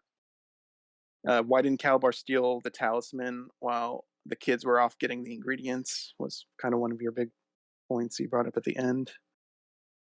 So all of that sounded like a lot more negatives across more spectrums, being camera work, writing, CGI. The puppet bat would, I guess, go into props. Uh, so that seemed more ticks on your scale to lower it lower than my perceived 7 out of 10 for the second one from you. Okay, in that regard, yeah, it does sound like that. But I don't. Those ticks are more minor to the major that I see in the second one. I mean, I guess the major On, one is why didn't Calabar go search? I get. I again, I don't. I haven't seen the first one in over a year. I don't recall if Calabar even knew they were at Grandma's house during that time. But yeah, I will take. I'll take a pathetic move on my part. And just congratulate Sinister here for doing one scoring of everything we've covered. It's a bit of a genius move on his part because it helps this situation I'm having right now with Crimson. So just kudos to Sinister. Yeah, but even I mean, to be fair, I'll take the congratulations wherever I can. Uh, I mean, my scale could still not make sense if I even if I have just the one thing. I mean, granted, it'd be more difficult if I had two, but it's Yeah, not the end of I it. just I know I'm a complicated person to get my words out. I know that's a thing. That's just who I am, and it's hard to kind of convey that at most times. And I don't expect anyone to like 100% be like, "Oh, I know totally what you get." Especially you three. You three always it's always questions. So it's just fine. It gets it in. But it's always, trying to understand how I view an objective is definitely different. It's easy for, or not easy, I'll say easier for Crimson and Ryder to understand one another's objective scales because it's kind of a little more on par of figuring that out of what's being said. For mine, it's a convoluted bit of a mess. And I try to convey as much as I can about how I see it being such. I'm not saying, I mean, there's a strong point that the word objective to me means far different than them, which I think we've understand now being recap 11 uh, of that it's a different wording, which is just how it kind of has to go. I don't think we'll change and adapt. It's like, okay, the objectives of Ryder and Crimson, and then Sinister's one scoring, and then Sprinks will do his sub, and then he'll do whatever we call the other one. It won't be whatever we call the other one. It's just Sprinks's take on objective, and that's Sprinks's set on what objective means to him situation, which I think we covered in episode 0. But to convey that seems very difficult to get across. So I'm still even with all these points, Crimson, you've said about Halloween Town 2 and 1, which thank you for that because I didn't go back, but it does help with a reminder and whatnot of me staying my ground on things. I am still standing with my 2 scores of both. I'm not changing. Also, the whole thing you just said, where your objective is different than ours, It is could be. exactly It why I sounds more like it. tailored these. And I would agree. I think at face value it is, but my whole debate I just brought up here was comparing your objective to your objective, not your objective to ours. I wasn't trying to change your scores based off of ours. I was No, comparing no, yours no, to no. I know, yourself. I know, I know. To the what I've said as to like how I kind of judge things by numbers for my objective and how the negative and positives of such and the weighing of it, how it gets to that finalized summary or finalized number at the end. Uh, but I still think that because of how the movie is made. I mean that's my objective mostly is just how actually pretty much I'll say like 99% how the movie is conveyed and made to the public viewing how it came out is pretty much how I view my objective and the whole thing the point of that in Halloween Town 2 to me is far worse than Halloween Town 1 by a 2.5 margin. And of course, discussing things in the whole podcast itself will bring up points that I missed that can either bump stuff up, bump stuff down, and that goes for anyone. I mean, even as you said, like my first Halloween Town 1 was like 8.5 to start and then bumped it down because of discussion. So it's like stuff like that that gets brought up, but it's not necessarily. I know writers' main objective focus on writing, but there's other points that writer brings up besides writing. So it's not like the only thing I take out of writer is the writing critiques of what he thinks of it. It's like also like the acting and the characters, and that goes for any of us. Like for Crimson, if he wants to talk about something about the lighting, it's like sure, and that gets intaked into me because I've discussed that outside perspective of like behind the scenes, like knowledge like that of the time of when we're doing the podcast affects me. So it's like if I knew something about like one of the actors put money in for a reason to get this into the movie, it's like, oh, that because of that raised it because of like the dedication to the craft of being made, because otherwise it wouldn't have been in there. It's like that thought process is in my head of the variables of what could and could not be to the final product. That Uh, seems very ranty As of what I just said, but yeah, no. I think I understood it. I'm gonna try to rephrase it. So to try and convey that I understand. So correct me when you feel like you need 2 springs. So from one, because my previous understanding of your scale was 2 points to writing, 2 points for lighting, 2 points for costume, 2 points for acting, cinematography, filming, yeah, 2 points for everything has a point value. Yeah. yeah, and 2 points for uh this is director history, for example. I'm just gonna put all of the what you just said sure. in that point, in that area. Like that's gonna be the more ambiguous part of your scale, and then it's 2 points for lighting, if I hadn't already mentioned that. Um, but or actually, I'll do 2 points for set design. That'll be for what it is. Then so it's no longer as set of that as far as I used to understand it. What you're describing to me now is more of a uh, kaleidoscope spectrum almost of an objective scale because you're going to oscillate based upon, uh, I guess, intakes of director's history. And we all oscillate when we're on the podcast because people bring up points that we didn't necessarily catch or things of that nature. As you say, I bring up animation stuff or cinematography stuff, even though that doesn't factor into my objective scale, I still put it out there for those who do.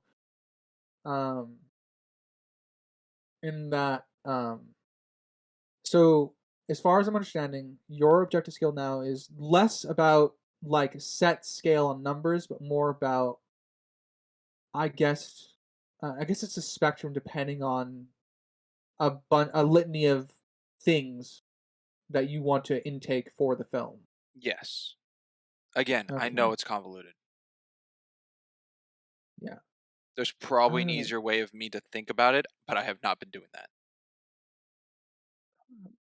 Another metric that you've implemented throughout is implementation of the budget, and you say you'll always take that into account if you know the budget on the production. It usually And helps. yeah, so I did some research tying it back to Halloween Town here. We found out that the first one was 4 million, but no one could find the budget for the second one. Just that it's likely higher, but we don't know if it is. And then with that was kind of something you were talking about in the first one, where given the budget, these aspects are fine. Like the costumes aren't the best in the world, but with the budget, that's fine. That type of discussion point you were Yeah. bringing up. So I did a little bit of research of stuff we've covered with budgets that are very similar to Halloween Town. Shaun of the Dead had 6 million, just 2 over Halloween Town. And Before We Go had 3, even less of a budget. How do you, I guess, rationalize comparing those? Because my problem, I don't want to say problem, but my thought, I Issue. guess, Or, with bringing in budget is we don't know how they use it. I know, yeah. That's Like no, I Before We agree. Go, 2 million could just go to Chris Evans, Yeah. or half a million. Halloween Town, all of it could have just been like 3 million could have been makeup. 2,000 could have been for makeup. Yeah, no, the So I budget's don't as I understand said, implementing it's budget. helpful. Budget is budget is we don't know how not. it's used. No, budget's not a 2-point thing. That is Sorry. to me that's ridiculous. It's not. Budget is something of questioning of the funds. Then again, I don't calculate like by the time this movie was made, what does that number mean today? Because Crimson's brought that up sometimes when we cover stuff. And it's like the budget is like, oh, okay, so like before we go 3 million, it's like, yeah, that seems like a $3 million movie for, I guess, just towards the actors. Not many actors are in the film, and it's just walking around the streets of New York. It's not, I don't know if a set was made at all. It's like I don't know where the money went, how much got to who, but it seems like an estimate on the final product of like what we see. It's like, oh, okay, Halloween Town with 4 million. It's like, yeah, the costumes, the vibrance, what they put into the orchestral pieces in the background, like stuff like that. It's like, we don't fully know because we weren't there making the movie. And so it's like, it's just kind of a very broad blanket over it all. It's like, okay, we can see that. But if you have like a movie like, let's say Before We Go, and it's like, this was a $12 million movie, it's like, where'd that money go? It's like that the range of that is far more of a question of like, what did they do with that? Was like, in that regards, like, did 10 million go to Chris Evans? It's like, without the Location knowledge, scouting, renting spaces to film. I mean, it's not 12 million for that movie isn't crazy. That happens all the time. It's just weird to use budget as a metric without knowing anything about how they spend the budget. Halloween Town won the 4 mil. 3 mil could have been Debbie Ryan. I'll say to help we don't know anything. Yeah, I'll say to help you, budget is a very, very minor, almost minuscule part of my thought process on objectivity. Well, not really, because you use it to excuse things. Like I brought up the Halloween Town example. You said the budget was low, therefore costumes were acceptable. But we don't know how much of the budget went for costumes, so you can't really use that as a way to say costumes are acceptable. Got a point. He does, but I don't know how to defend myself on that. So I could just say that, hey, maybe people listening to Sprinks' objective is just, from the viewpoint of what Crimson's saying, is just bullshit. And it could be. It very much could be. But I see it as how I understand it. None of us would call your objective skill bullshit. We're just But trying to. I will yeah, also, before we go too far from this, Springs, you're also don't have to respond right now, but I would definitely like make a note of this so you can respond maybe next recap. Like if that's something you want to try to clarify and you want to think on, I think that's a good idea because obviously I like philosophical talkings points on this podcast. Because I know like if I were in your position, I definitely no, I would be able to answer all those questions right off the top of my head. So I'm not necessarily giving you an out, but I would definitely encourage you to maybe write down to think about it a little bit. If it was me, I'd take the L, but I also don't care for my own personal sake. Yeah. Like I said, thing. I mean, like, because you're not wrong in the sense that, like, we've been trying to wrap our heads around your scale of objectivity for a while. For over a year, I know. From the beginning. Yeah, from the beginning. Let's not word it in here. Let's leave it at that. So, like I said, it's not a bad thing, but like I said, even my understanding of your scale of what I understood to be up to this point just got thrown out the window like 10 minutes ago. So I also now have to revisit how I interpret it because it's just, I think it's mostly, I don't want to cut you off, Ryder, but I think it's mostly just consistency wise, because it feels like every time we have a movie, and granted, there's going to be some differences. Not every movie is exactly the same. Like, I could show 10 Coen Brothers movies, and I don't think they would all be rated the exact same way, except by Crimson, because he'd hate them all. But otherwise, they would be different, assuredly so, even though they're made by the same people.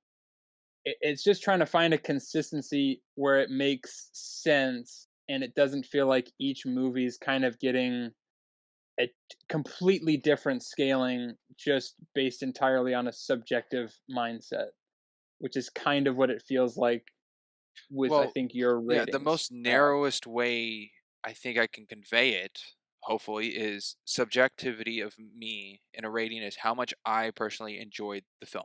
Just of a film, it's like, would I recommend this? Did I sit through it all? Did I have to get up and pause and wait? It's like that. That's that. objectivity is what is brought to the film in what I see that worked, which sure is subjective of how I view a film. If I think a Dutch Right. angle is something I prefer and they used it how I see correctly in a shot sequence, and someone goes, no, that was really stupid, then the objective viewpoint of someone else following my objectivity would skew, which is fine. That's why when we do objective Let's stuff, yeah. some people, sorry, when we do objective No, you're stuff, good. I don't ever see like the confusion of like, why didn't we all give it a 7? Why didn't we all give the movie the same Well, objective point? yeah, that's what I was gonna say. I'll speak frankly for a second. There's no such thing as being truly objective in anything. Everything is somewhat inferred by an objective sensitivity to anything. That's just how it's going to be.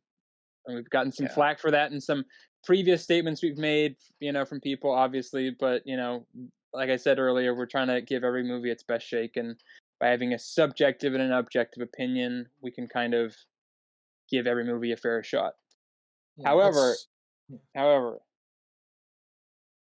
you have to be very, very careful with these kinds of things because it gives a certain mindset to an audience or some or to other guests or hosts or whatever, of a very varying degree of opinion that seems very loosey goosey, and it makes it very hard to kind of have uh, a good way to put it would be to make sure everybody's having the exact same conversation.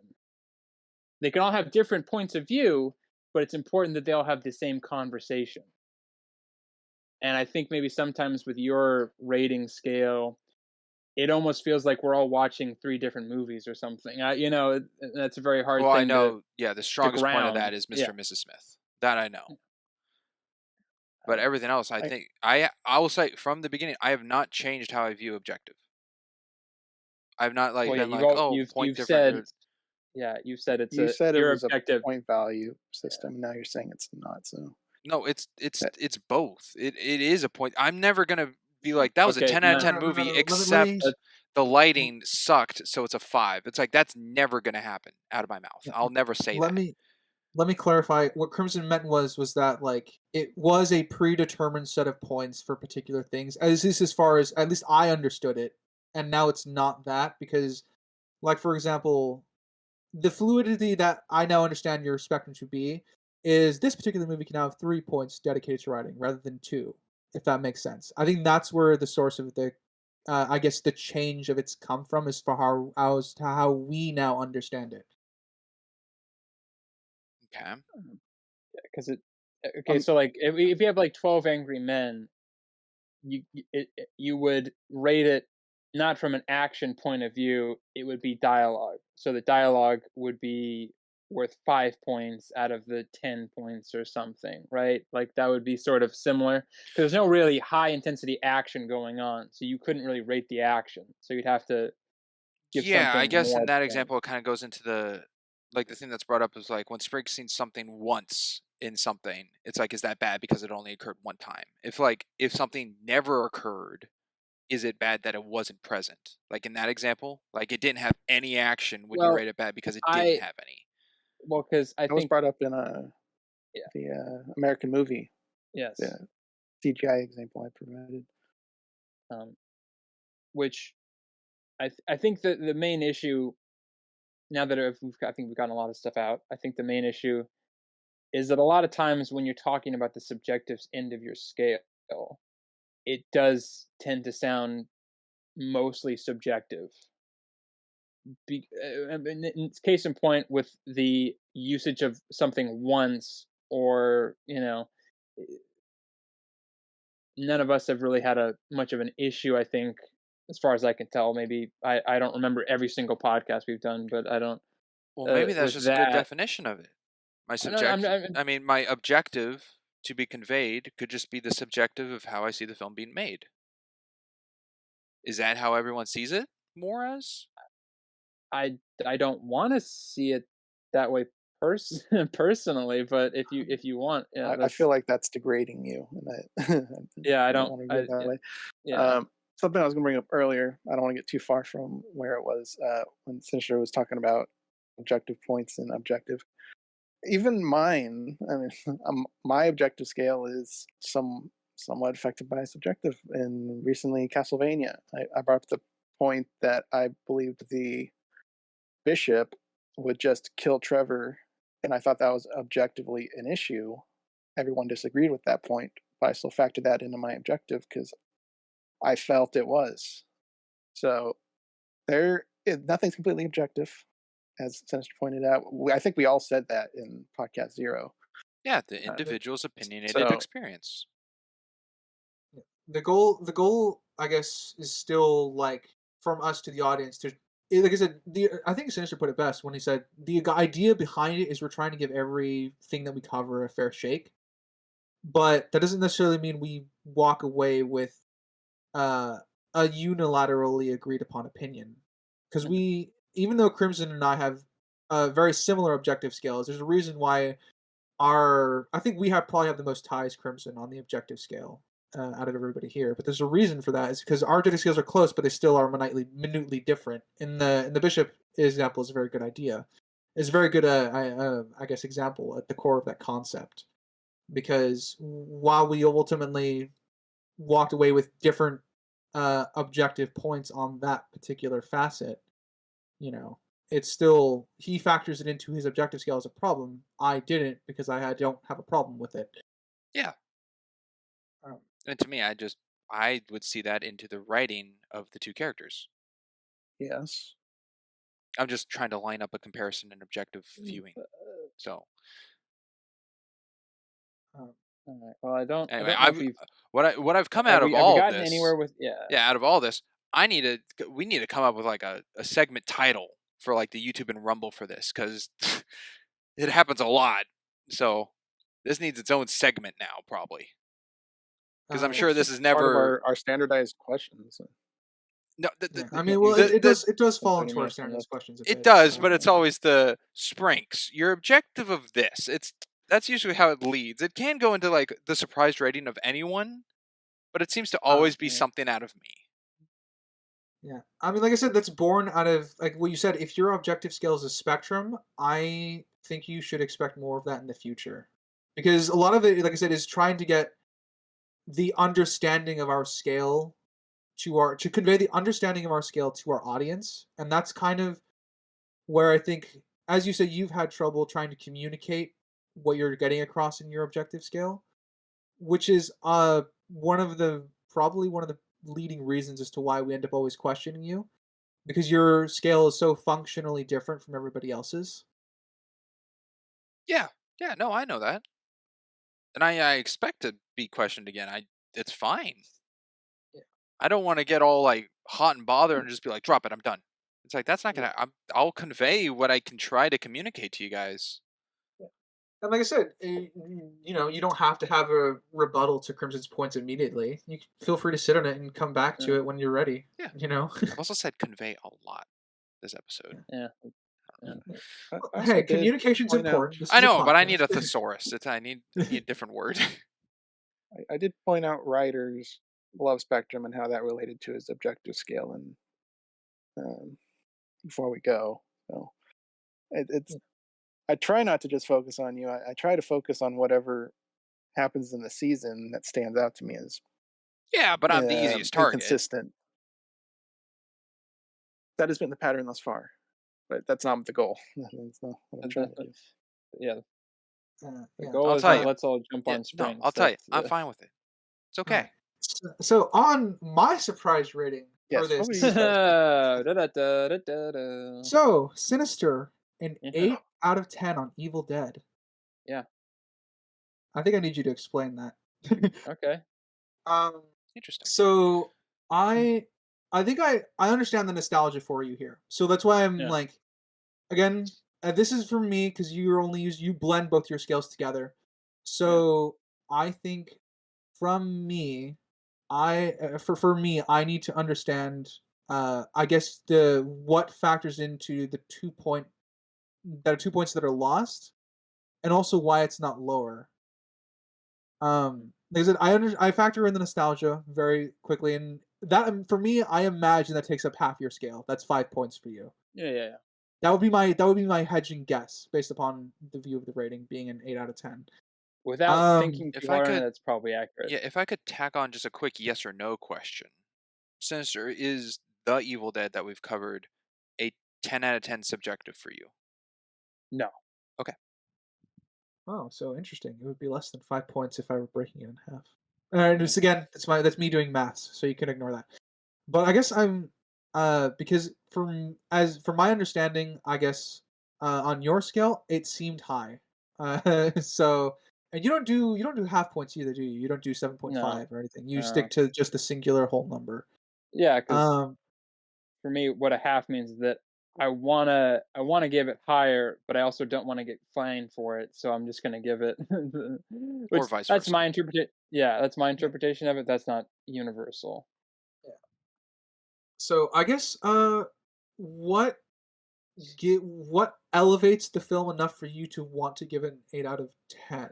Because I'll be honest, I think I was expecting with how I understood your scale to be, even with all your nostalgia factored in, I assumed you would be giving it a 6 or a 7.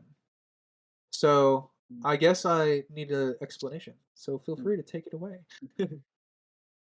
It's Sinister in the hot seat this episode, right after Sprints. Part two. Uh, Part 2. We had the sprint shit. section. The sensor My section. section was very small, Ooh, evidently. hot seat. Maybe that's what this is called.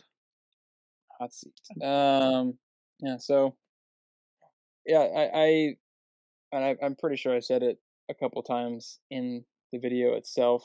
Um, This is not my favorite Evil Dead film. The second one's my favorite, and that's probably a 9 or a 10 for me, just by itself. And then if we ever talk about it, it might change. But I feel like that's a 9. That's safely a 9. Could be a 10, but I'll say for safety, it's a 9. Not Um, to sorry, not to interrupt you fully. Are you yeah. kind of basing your love for the future films a little bit to help kind of guide, I guess, where this falls on your scale?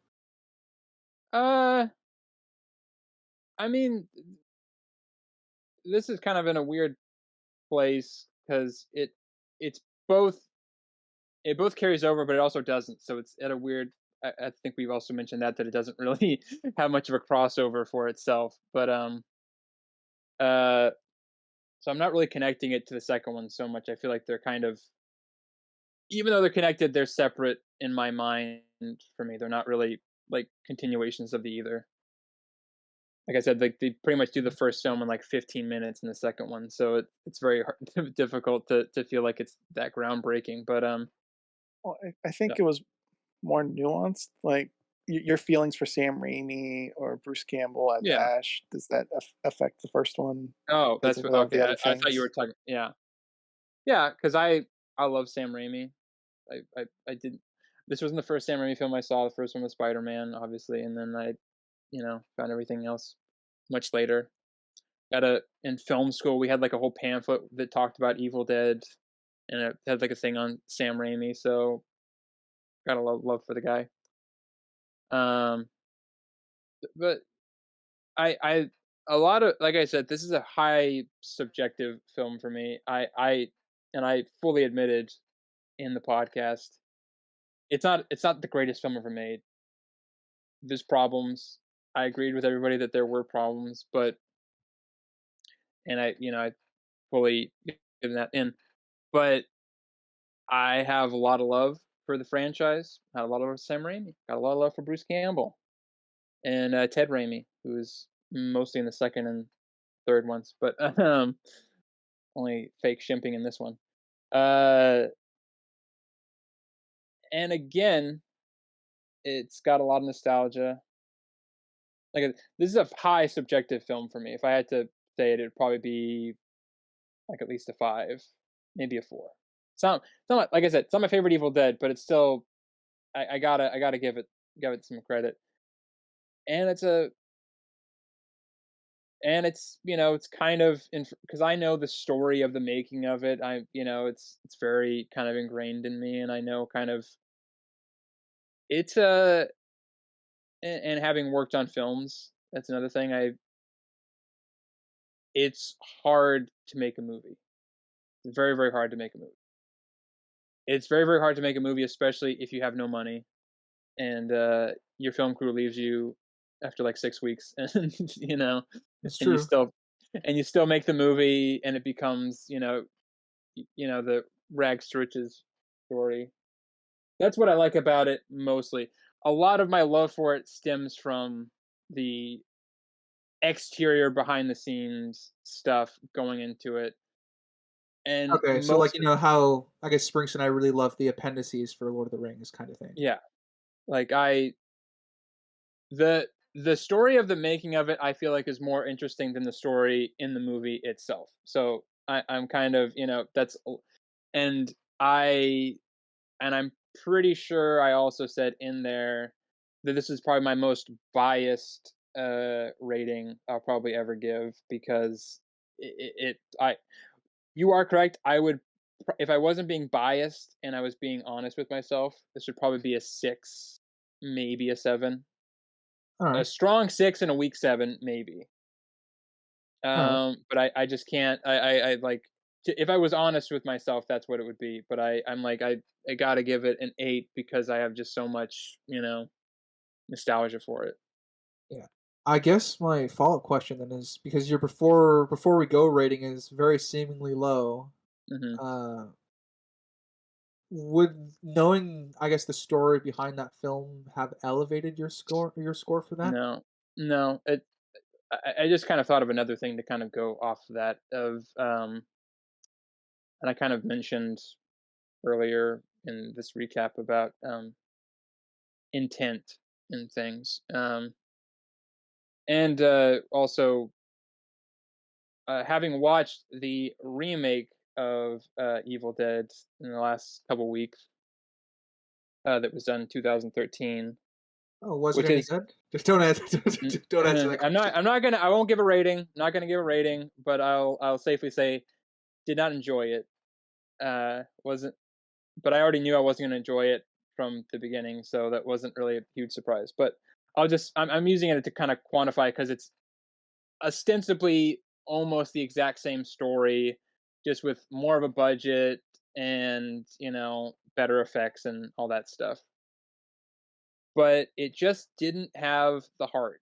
It didn't have the soul. It didn't come alive for me in the same way that this original one did, which also kind of gives this kind of phantom rating of an 8 for me, because the movie for me is alive in a way that I feel like a lot of movies, even at that era, kind of aren't. Like, I don't feel the same way about Halloween, even though I feel like Halloween's somewhat of a better structured horror movie for the time. Pretty much the same era, 77, 78. Uh, it doesn't have that same kind of feeling. This has like all the dirt and the grime and all the living breathingness, because it feels like it's actually like happening in the moment. I guess And sorry, not to yeah, interrupt you again. yeah, I yeah, guess like factoring in your one of your choices, American movie. Now that you're explaining like your love for like I guess like onomatopoeia on the ground filmmaking, where you're just kind of having to solve problems on the go yeah, and on the fly. And you really are into, I guess, that aspect of filmmaking and things where that sort of like that stuff bleeds through onto the yeah. story and the screen. Seem to tickle your fancy a lot. I I love the idea of the movie coming out, and it's barely held together by like tape in the in the the projector or something, and it's just covered in blood and spit and sweat. That's how I like a lot of my movies. Because like I said, it's very hard to make a. It's a lot easier nowadays. I'll say that it's a lot easier nowadays to make a film than it was probably in 1979 and 1985 or whatever, when those American People don't have movie to buy or film anymore. They could just do it yeah, on their people don't have phone. to buy film. Christopher Nolan's upset, whatever. But um, so there's a lot of it is based on exterior stuff that isn't present so much in the movie, but I feel like informs the movie if you look into it. I'm sure if you, Ryder, and Crimson and Springs kind of probably read the same things I did or had like the same sort of delving into the history, it would boost it a little. I don't think it would boost it as much as it does for me because I'm just I'm a fanboy, so it's it's cursed to be high for me, even though I will readily admit it is not the greatest movie ever made. There's problems galore, and I feel like the first half isn't that great anyways, but the second half is pretty good for a first time filmmaker. That's my contentious point there is between I think the second half is much better than the first half. And and I love filmmakers' first movies, especially that they eventually get established. It's always very interesting because if you watch any big filmmakers like first movie, and you'll probably catch some things that they use in like every movie they kind of do after. It's a very fun thing to do, audience. If you want to try that out, it's very cool.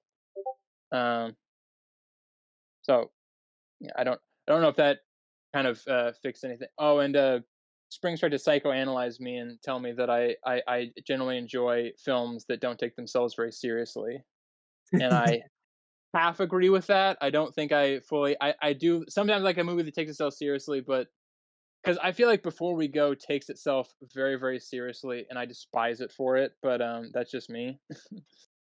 I feel like you have to earn the seriousness. I don't think you can innately just go and like I'm gonna make a serious movie and have it be taken as such. I feel like you have to earn the moniker of a serious movie. Interesting. Interesting. Yeah, I guess I have a quick follow up, and then we can move on. Yeah. Is that level of seriousness dependent on the creator or dependent on the story of the movie itself? Or your Uh, perceived view of the creator. 'Cause that's kind of what it sounds like. uh, Chris I mean, I don't Evans like. Yeah, probably had some that's passion behind this. Before We Before Go we go, is Before We Go. As so far, I think that's the only one we've covered where I kind of have that feeling. So that's highly subjective, just for me for that one. I could name off other movies that I kind of have a similar feeling about that don't have quite the same level of small time project as that one. Well, you said Greatest So Showman when we covered it was not your type of movie. it's not because I don't like musicals. it Hey, if we sounds want to like get, No, no, let's that's get it fine all out because right now. no, Let's we went come into on, the Oh we'll keep Brother going. conversation of musical Yeah, or not. So it's not a musical. So there we go. okay, That's the end of that conversation. I know that's quick. um, yeah, yeah. I don't like musicals. Which Right. I know, shocker. I'm the music guy. I don't like musicals because the music is so. The story has to fit it, or else it doesn't work. I only like Little Shop of Horrors and Rocky Horror Picture Show, and those are Rocky Horror Picture Show is barely a musical by my standard because it's just slightly in this line of the story, and Little Shop of Horrors is definitely a musical. But those are the only two I like. Interesting. Cool. Thank you for that, this. Spencer. This did change my view of Sinister's scale a little bit. I thought it was more ratioed, like more standardized ratio. If Yeah. there was a objective subjective scale, it's somewhat balanced within the solid number. But it sounds like it can be tug of war where one could overtake the other. Oh, but no, Um, Before I Go, I don't think that's a good movie at all. But that doesn't really apply to that at all. that that just if I had to classify it as anything, I would say it takes itself too seriously. But that was not in my mind when I was watching it. That's just upon hindsight. I think Evil Dead's the only one where I've so far branched, like had the objective or the subjective so high by itself. I mean, you also gave those forthright out. Like as you said during the podcast, like this is I'm super biased, by the way. Kind of Yeah, thing. no, I You gave it freely admitted. so don't worry. If anybody's gonna attack me on Evil Dead, sorry, you're too late. I already attacked myself. I've already. It's the one That's the point of rating. the disclaimer, Yeah, right? yeah, it's the one rating I will fully admit I've juked the stats. It's over. Everything else I've been pretty honest about. I think I've said on the podcast that when my stats are juked, I will openly tell the audience as well. Like Yeah, I will yeah. provide a I disclaimer at the yeah. beginning. I have juked the stats on Evil Dead. However, before I go, I did not like, and I can honestly say that. Valid. All right. Yeah.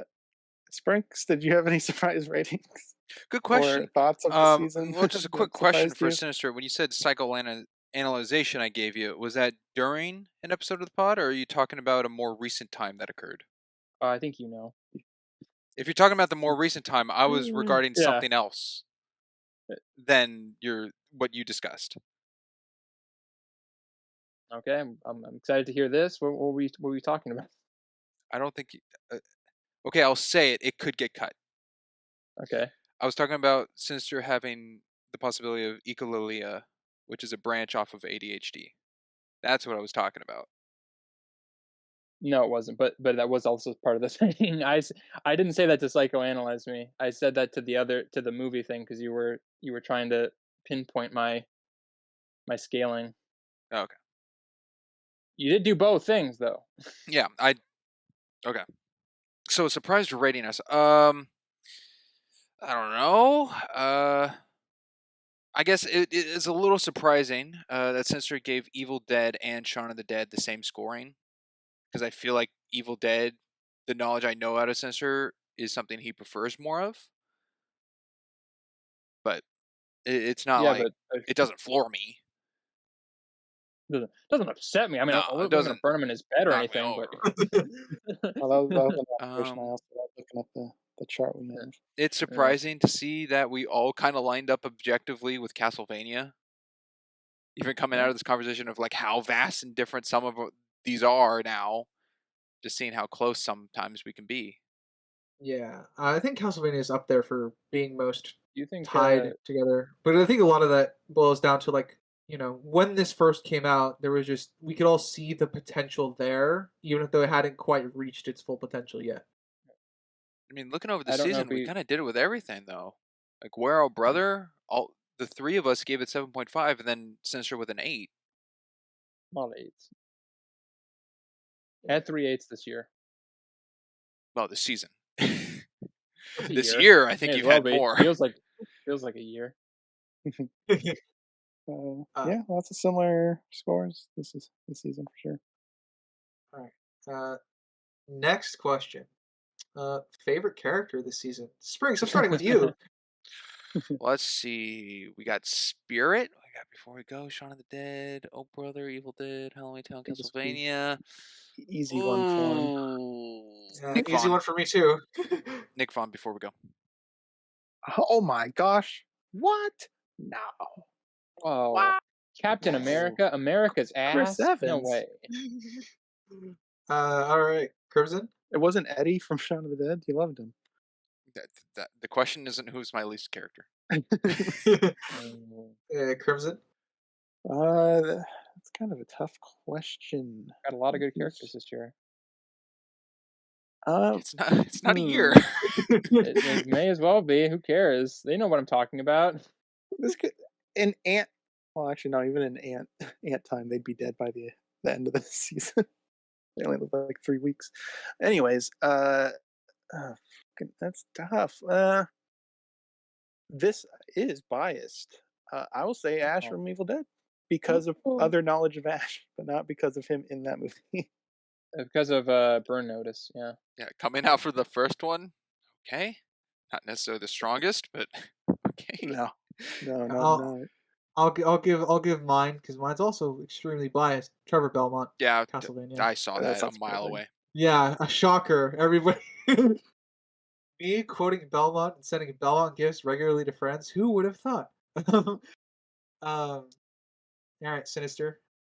Well, I've already juked the stats, so I can't go twice. The Big Dan T, John Goodman from Oh Brother Where Art That's a Thou? good answer.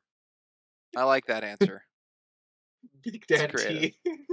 Big The Dan T. Cyclops. All right. John Least Goodman favorite. has never turned in a bad performance, ladies and gentlemen. That's true. Least favorite character. Least I'm I'm gonna go reverse order. Sinister. Ooh, least favorite character. This one was certainly easier than favorite character for me. Nick Vaughn from before we. Wow! Whoa! No. Shots fired across the bow. No. Oh, that's me and Scarecrow with Springs. No. hilarious. Are we going off? I know I've probably discussed it like 15 times, but are we going off of like least like likable character? Like if it's like a bad character is like a villain, or are we Character talking like you No, I like think the least. personal. Yeah. Personal. okay, yeah. personal? Character you like the Which least. one rubs Okay. you the wrong way? You don't enjoy their presence on screen. Out of He's- all the he's good- characters, which okay, one's the most out of- punchable face? the bishop from Castlevania. But like I said, he's a good character because he's doing his job. I want to punch him in the face, but he's probably my least favorite character because he's doing such a good job. Yeah. Okay. I'm gonna go with Cal from You We darn Don't thief. You. That was my You second stole running. it out of my Yeah. grubby hands. You have grubby hands. I do. All right, Crimson. Disgusting. Cal from Halloween 10. Oh, doubling up. I'm not afraid to double up. I'm All true right. to myself. I'm a Cal hater. Don't worry, Kelsey, I'll defend you. Worst part of that movie. All right, Springs. Yes, I have a thing for Mine's tied between two, and I don't know which one I dislike more. I don't know if You it's can always flip a coin or Sam both. I don't know if it's Ed or David from Shaun of the Dead. Probably Ed. I think it's You like Cal David. more than them? I think I'm gonna go with David.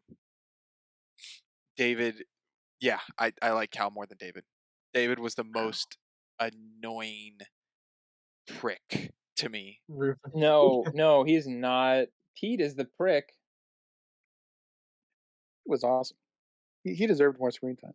No, I think Ed beats him a little because Nick Frost gives a sense of Yeah. comedy in some way to Ed, even though Ed is just brain dead stupid. Wrong movie. Yeah, wrong movie. So Ed is so dead alive stupid. Yeah, David. Fair enough. There you go. We want to hop into our segment. Yeah, Segment. We've Spriggs, gone this- through this so is many your- segments. Yeah, Spriggs, this would be dude. your segment. Well, the- you've made it The clear. game. It's not a game. It's not a game. It's a segment. So Okay. you have to call it a segment. It's a segment. This segment is a new one. As we hinted earlier a bit of no one has a point on the board from the trivia game lineup we did last time didn't really have a point value. Funny you To should the say. audience. Oh yeah, that's to the okay. Yeah, since last recap, The tier list was the we've audience. got We no. haven't- I have not seen any It hasn't come out yet. anything of anyone saying who had the best list of costumes. So maybe for the next recap. Yeah. 'Cause funny enough, Sinister, this segment is called the number game. Oh. So it's a take on a game called Wavelength. And how this will go is we'll have 4 rounds where we each get 1 round. You come up with a number, and I think it'll be easier if we go with subjective. I think it'll be easier across the board if we stick to that. So you come up with a number on the scaling board of, a 1 through 10. And then the other 3 people give you a thing, and you out of that thing pick something that fits your number, and you'll get 3 of those things that you give 3 answers to that equal your number. For example, if your number is 5, okay, and someone says a cereal, you give out a subjective cereal, you would give a 5. Oh, Example like that. interesting. There's Okay. 3. So, for example, Ryder, you have your number. Crimson, Sinister, and I all give you our things. You give those 3 answers. We then, as a group, discuss what we think your number is. Oh, interesting. We can choose. Our guesses can be individual, so we can discuss as a whole. We can all be like, oh, we all think it's a 6, except I think it's a 7. So they say 6, I say 7, and you go, it's a 6, the 3 of you get a point because Ryder, you conveyed it well enough. They guessed it correctly. I'm the one who does not get a point because I got the wrong number. All right. So hopefully I that makes sense a bit. Yes, and Yeah. the person with the number does not say the answer before the three Until are the end. provided. No, until the 3 Yes. guesses are made. So should we just go down the line and start with Ryder? Yeah, sure.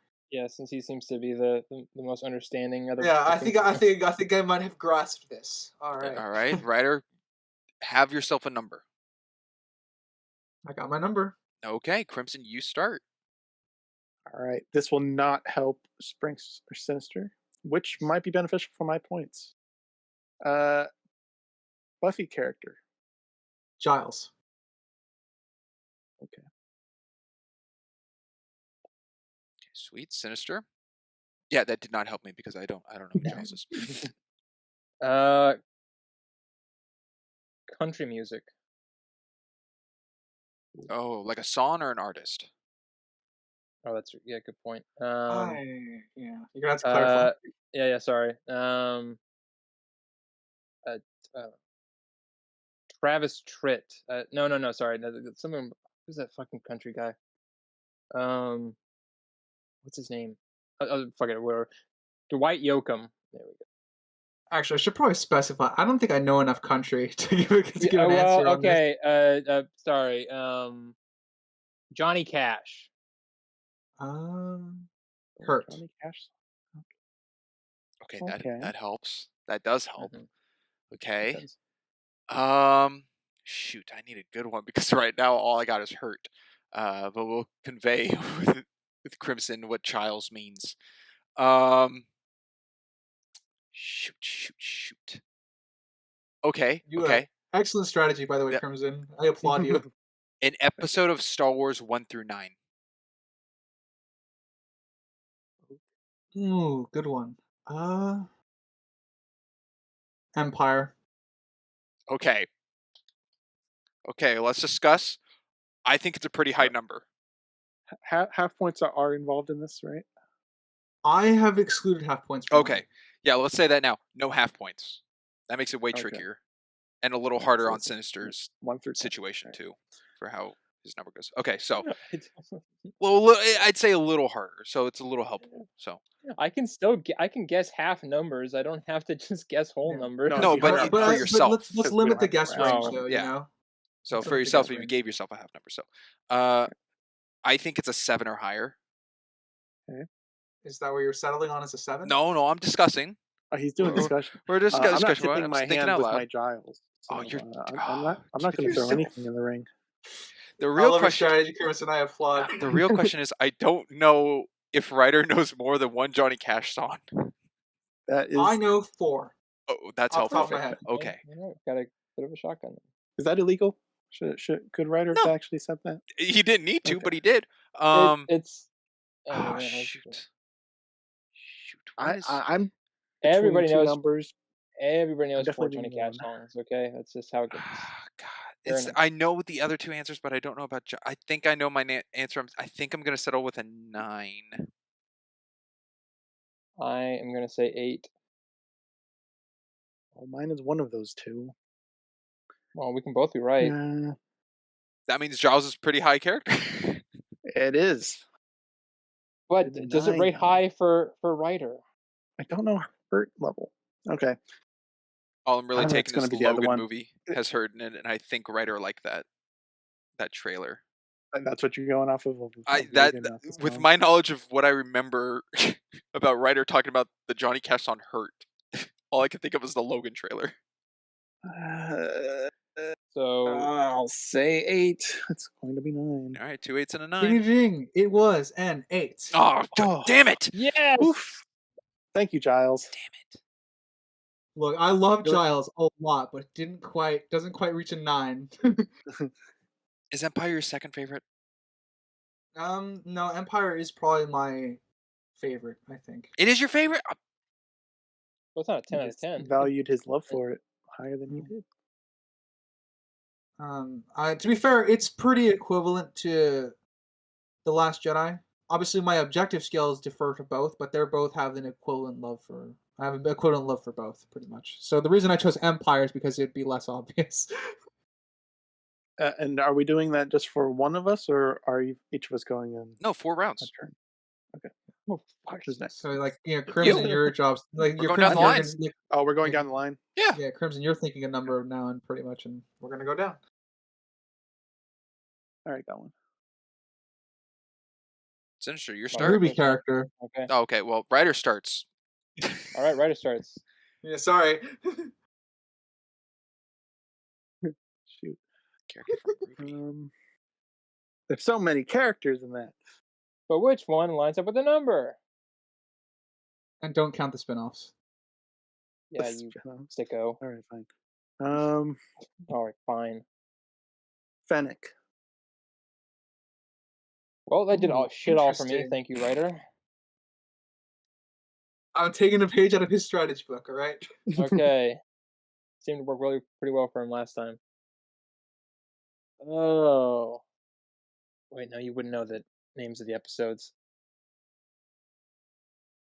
What do I know? Absolutely nothing. Say it again. Oh, I know. X-Files monster. Oh. Ooh. Everyone has a refined strategy now. We found the loophole in the first round. Greedy. Greedy. Ah. I would say the what's the Japanese devil one. Ooh. Yeah, Hmm. Okay. I need something Japanese to help demon, whatever it is. Oni? solidify. Well, it wasn't. It's like an Oni, but yeah, it's yeah, Okay. Something to help it's 90s writers just trying to find cultural things to write about, really. pretty much. Crap. Something to help me. You both did like character stuff, so I'm trying to think of something a little more out there. You know what? Why I would not? care- You know what? Why not? A cereal. A cereal. But You rate them all the same way. They're all cereal. They're all good. I love them. No, I know we'll cereals. Crimson doesn't like. We'll go with Frosted Flakes. Oh. Okay. Okay. That kind of goes against what I was imagining. The Ruby was Finnick. Oh, Yeah. Finnick, this Japanese devil, Frosted Flakes. What a combo. Cute. I'm thinking like I think I got a good the idea based frosted- off of two of those, but I feel like the Frosted Flakes runs counter to what I thought he was rating now. Crimson never gets Frosted Flakes. no, I was pretty certain. I guess I'm I'm not sure how well is the Japanese demon. I can't answer Sounds that question. conflicted. Oh, you want to be greedy about it? Okay. Hey, Not against the rule. It's not against the Okay. rule. God, I think it's low, but is it as low as a 3? Is it I more got of a my number. 4? What could it be? Like 3 or I'll 4. So many options. I don't know. There's if it's 10 low. options here. here's the thing. I'm thinking You it's know less what? than I'll 5. be fair. I'll be fair. Sprinks, you can choose your number first. Oh, thank you. I think it's less than 5. I think he's fine with Frosted. I'm gonna go with 4. All right. Who's next? I'll go. I am going with a 3. I'm gonna go with 3 as well. We got a point on the board for somebody, and it is Sprinks. Yes. Ah, Nice, well played. Yeah, I was bouncing between 3 and 4 from the start. really? A 4 for the demon? Really? It wasn't even If real. we're thinking about the same one, there's been a few demons, but it's the one I with was thinking of the bedding jar thing. Yeah. The That was strongest help out of lame. that was You said that Frosted was Flakes. lame. It was lame. 4's pretty lame. I was assuming a little bit lower because you openly did not like that episode. It wasn't the hair guy. Sinister, you're up to bat. That would have been a. I guess we'll Okay, start with then- Ryder. We'll just go down again. All right, hold on. I gotta think of a bunch of stuff. All right, Come up with a number. Okay. Got it. Soundtrack for a movie on the podcast. And we're counting. Are we Time to counting pull now? up the catalog? So out of what we've covered, one of those And now, soundtracks. are we quantifying like incidental music or like actual songs used in movies or both together? Both I think would be Okay, the best. So the score combination. and the vocal. Yeah. 6. Fuck it. Restart. I fucked it up. All right, right, hold movie on. 6. Okay. All right. New number. Okay, I got it now. Same question. Same question. All right. Going through all the movies we've done. There's a soundtrack that would quantify for the number I'm thinking of. That have been released, by the way. Unreleased stuff is not counted. Good to note. Just in case anyone was curious. This is hard because I gotta think of like every single one. I can't just. Yeah, we've got like almost 70 options. Here. Blade Runner. Okay. Would I be next? Yes. Yeah. I We're wouldn't still go doing the next. downline thing. Okay, it's fine. It's fine. All right. Favorite Overwatch character? Ooh. Overwatch character. Or yeah, okay. Yeah, Overwatch character. Just Overwatch character. Because that would juke the stats there. It would. Um, There's so many. There's like I 40 know. now. I gotta. There's like over 2. Where would I? I'm trying to think of like the ones that I have in heavy rotation. Which one would fall on the line? Reinhardt. Ooh. Okay. Ooh. Oh wait, hold on. Doesn't Actually, cipher. wait, hold on. I Huh? I just so I don't fuck anybody over. Amendment. I gotta double check. Reinhardt's the big German guy with the. No, the hammer. I know. Fuck off. I know. That was for the audience sake, who might not know who Reinhardt is. Yeah. Or go. What He's movie's German. Overwatch? Yeah. What movie is Overwatch? I don't understand. Is that a board game? Gotta look at all the characters. Hold on. Not Make sure poking fun that- of you, that- audience. Overwatch is a video game, in case you're unaware. I mean, That we're did still sound like making fun of him just there. Okay. Yeah. Yeah. Reinhardt's still. Blade Runner or Reinhardt? Just in case later on. An actress. Who do I like that fits that number? Who do you don't like And that fits by that the- number? And by the way, this is overall acting ability, not appearance. Just so anybody's aware. Okay. All right. Fuck. God damn it! Did nobody hear that? Please tell me nobody just heard that. Didn't hear anything. Right, Thank anyway. fucking God. Jesus Christ. I did it again almost. Hard.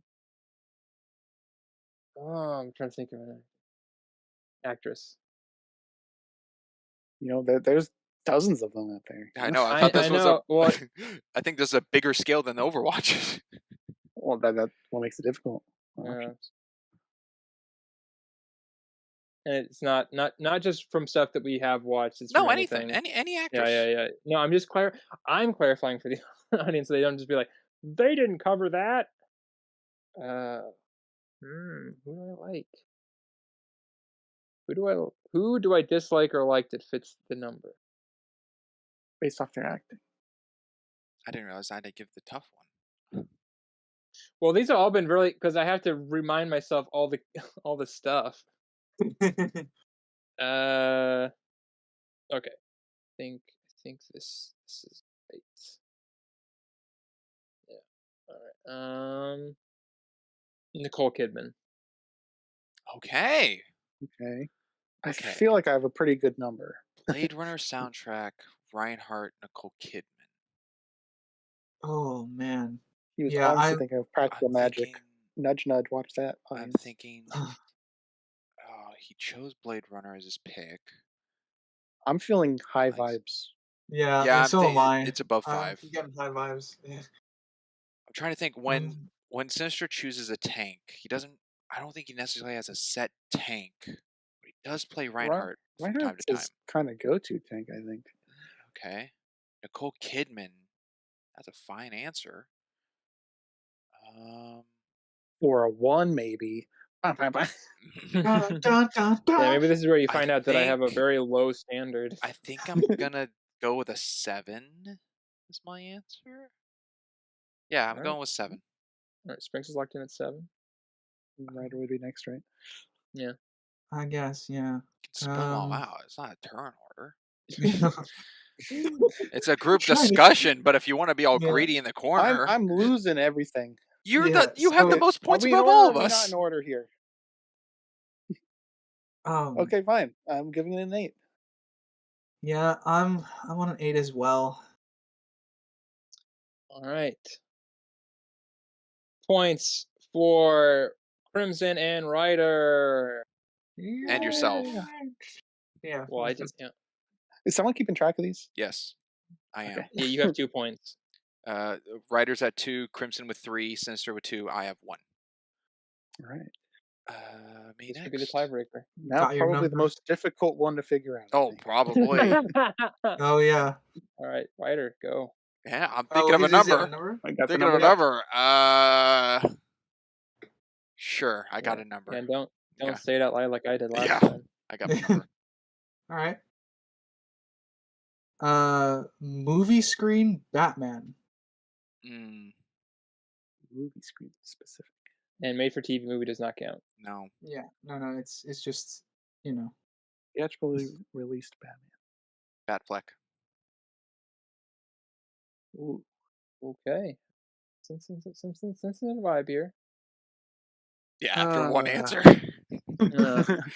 I think it's less than a 10. Don't quote me on that. How about Hershey bars? Hershey. Like flavoring or Yeah, you got Symphony, cookies and cream. You got a whole bunch of options. Mr. Good Bar. Oh, okay. I see. Okay. Hershey branded candy, chocolate.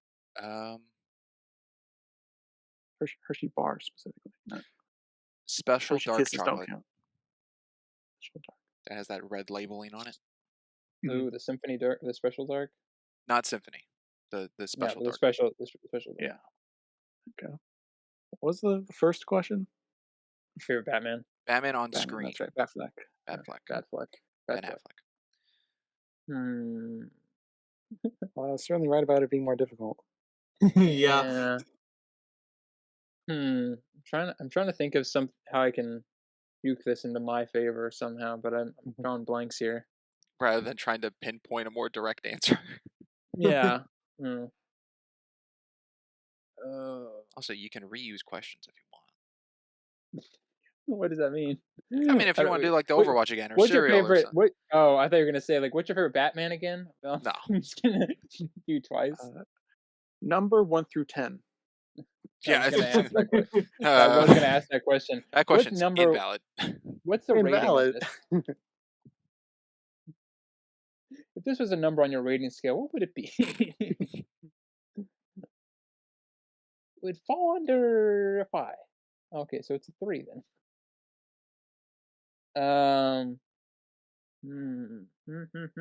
Ooh. Original Cartoon Network show. Man, that's going to be another hard one for me. Steven Universe. See, I don't know where that is. Yeah, Darn it. I honestly don't know where that would fall All right. for you. This could be 3 to 7 in my book. I have no idea where this is. Wait, what Special Dark is almost a 7? What are you talking about? I think no, you but guys Batfleck going with can. these greedy questions to only tailor yourself makes it harder No, for well, anyone I- else. Chocolate was broad. That I was think not- that well, was not Ryder specific. did not do a greedy question. Ryder No, I didn't do was you kind of did. I definitely don't think mine was greedy because I'm assuming everyone's here has seen everything from. Everyone knows I'm the Batman guy. I've seen everything from no bat nipples to bat nipples. Okay, we're all fans. Shoot, Universe. I don't. Yeah, Special I Dark. don't think that helped me, unfortunately. Yeah, if it makes you feel any better, it didn't help me either. I'll go first and shoot out a 6. Ooh. I'm feeling a 5. Oh man, I I'm gonna go with a 3. Wow. Quite the range. Did anyone get Yeah. points? No one got it. It was a 2. Ryder was the closest. What? Oh, all right. I That's like underestimated. the 2. Yeah, he's I one I above I Clooney. underestimated how low that was. Clooney would be a 1. Clooney, I think, is the worst Yeah, like yeah, Batman. see my clue in for the Batfleck is like I knew it was gonna be a 4 or lower. That was pretty much what Yeah, I that was guaranteed, and I was kinda. kind of hoping that you Yeah. guys would help define it a Being bit more. 2, Well, yeah, 2 for me was like, what's the one that's right above, not the worst? That's fair. all right, so So no points. Crimson 1. Crimson No 1. point. Oh, with 3. overall, the point value right now is Ryder at a 2, Crimson at a 3, Sinister at a 2, and myself at a 1. And points carry over into next recaps. So at least there's points on the board now. Oh, okay. So there's Alright. no overall one winner this time. No, I mean, Those I guess points are those Crimson, points. you get Crimson, the you won. crown You this got the week. most points. So kudos. I didn't know how the point system worked. Okay, You so get an extra so point those for winning the points round. are the points. Yeah, an extra point goes to whoever wins that tier list that we got no feedback on yet. Yet. Yeah, but that was the Yeah. number game. That was the Alright. number game. That was I good. like that I one. like that. That was That's fun. one of my favorite ones so far. So over Alright, the trivia that no one got anything. Well, yeah, shocker, I know, but alright, I know this recap is getting to be very short, but should I read us out? short. Funny. The final typical question: how'd the season go? I think it went Uh, well. It was a little more spooky than normal with Castlevania and Shaun of the Dead thrown in with the Halloween. It's true. Spirit like a ghost. I mean, Nope. come on, Like a ghost. like a ghost. I won't. That's funny. I won't give you that one. Funny wordplay, but Oh, you're not gonna give it to him? Well, he's gonna take it anyway. sure. Oh, You can- brother, where art thou?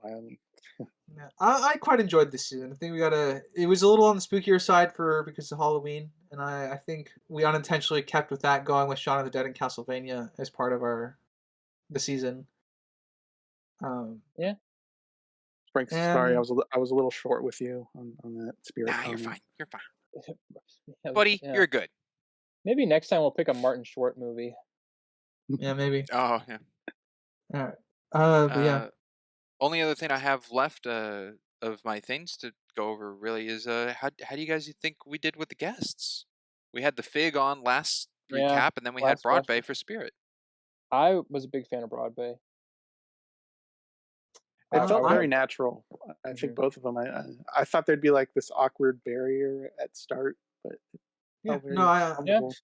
I quite enjoyed both. So Yeah, I think I they went back to both- rewatch the podcast for Spirit to add clarification. Yeah, So I was gonna be like, obviously was not here in the background. yeah. No, Yeah, I we just enjoyed had you having on, them but you were both on for silent. another perspective, and I think it was great. And I can't wait to see if more guests or them returning for future projects. Or if Yeah. you, the audience, want to have a guest spot, contact us now. Maybe we'll have like a raffle. Take you or through the something. vetting process. Maybe we'll have like a patron situation. Who knows? I mean, Patron. Ryder pointed out patron. We discussed and before we go about the whole Ryder getting a letterbox for himself, Yeah. and he said bombardment of the community would get him there. I think it needs to be like a goal or something. Yeah, I said, one comment. I think that's a pretty good goal. One Okay. comment equals I've hinted- I've hinted I've hinted at either 500 subscribers or get bombardment from the fandom. So I think Yeah. a happy medium of one comment and 500 subs. I think a middle ground needs to be made. No, it should be really vague and out there. I think No, I'm my doubling requirement's a pretty down, high bar. Springs. I don't want to do a letterbox, so I have to be forced to. I know, that's why we got to find a goal. I know. We didn't just Fine. say 200 make one. views on a video. How about that? How We many? already had that. 200 views on another video. How about that? on another- another video. I mean, No, Mr. and I'm Mrs. finishing Smith is that about one to hit right now. 1,000 on YouTube. I mean, I know. I mean, it's going to be great. and How last time we 1,000 covered views on a numbers, video? what was like Yeah. Jurassic Park Dominion had like 4,000 or something, and You know what? 500 dislikes. Let's go. No, no, no, Ride the train. nope. All right. They won't see it Well, anyways. Won't matter. all right. Well, with that, gentlemen, should I read us Yeah. out? Yeah, I think so. Please. All right. This has been Thank you, great. audience, for listening, whether it be Spotify, Anchor, Amazon, Castbox, Google Podcasts, Pocket Casts, and Samsung. And if you're on our visual side of things, which being Rumble or YouTube, please feel free to like, comment, and subscribe anywhere and everywhere. Tell us how much you hate our opinions or how much you love them. As always, I have been a geeky writer. I'm Crimson Maroon. I'm a character called Sinister Boy. And I'm Sprinks. And we will catch you next time. Later, everybody. Toodaloo. What a short outro. Bye-bye.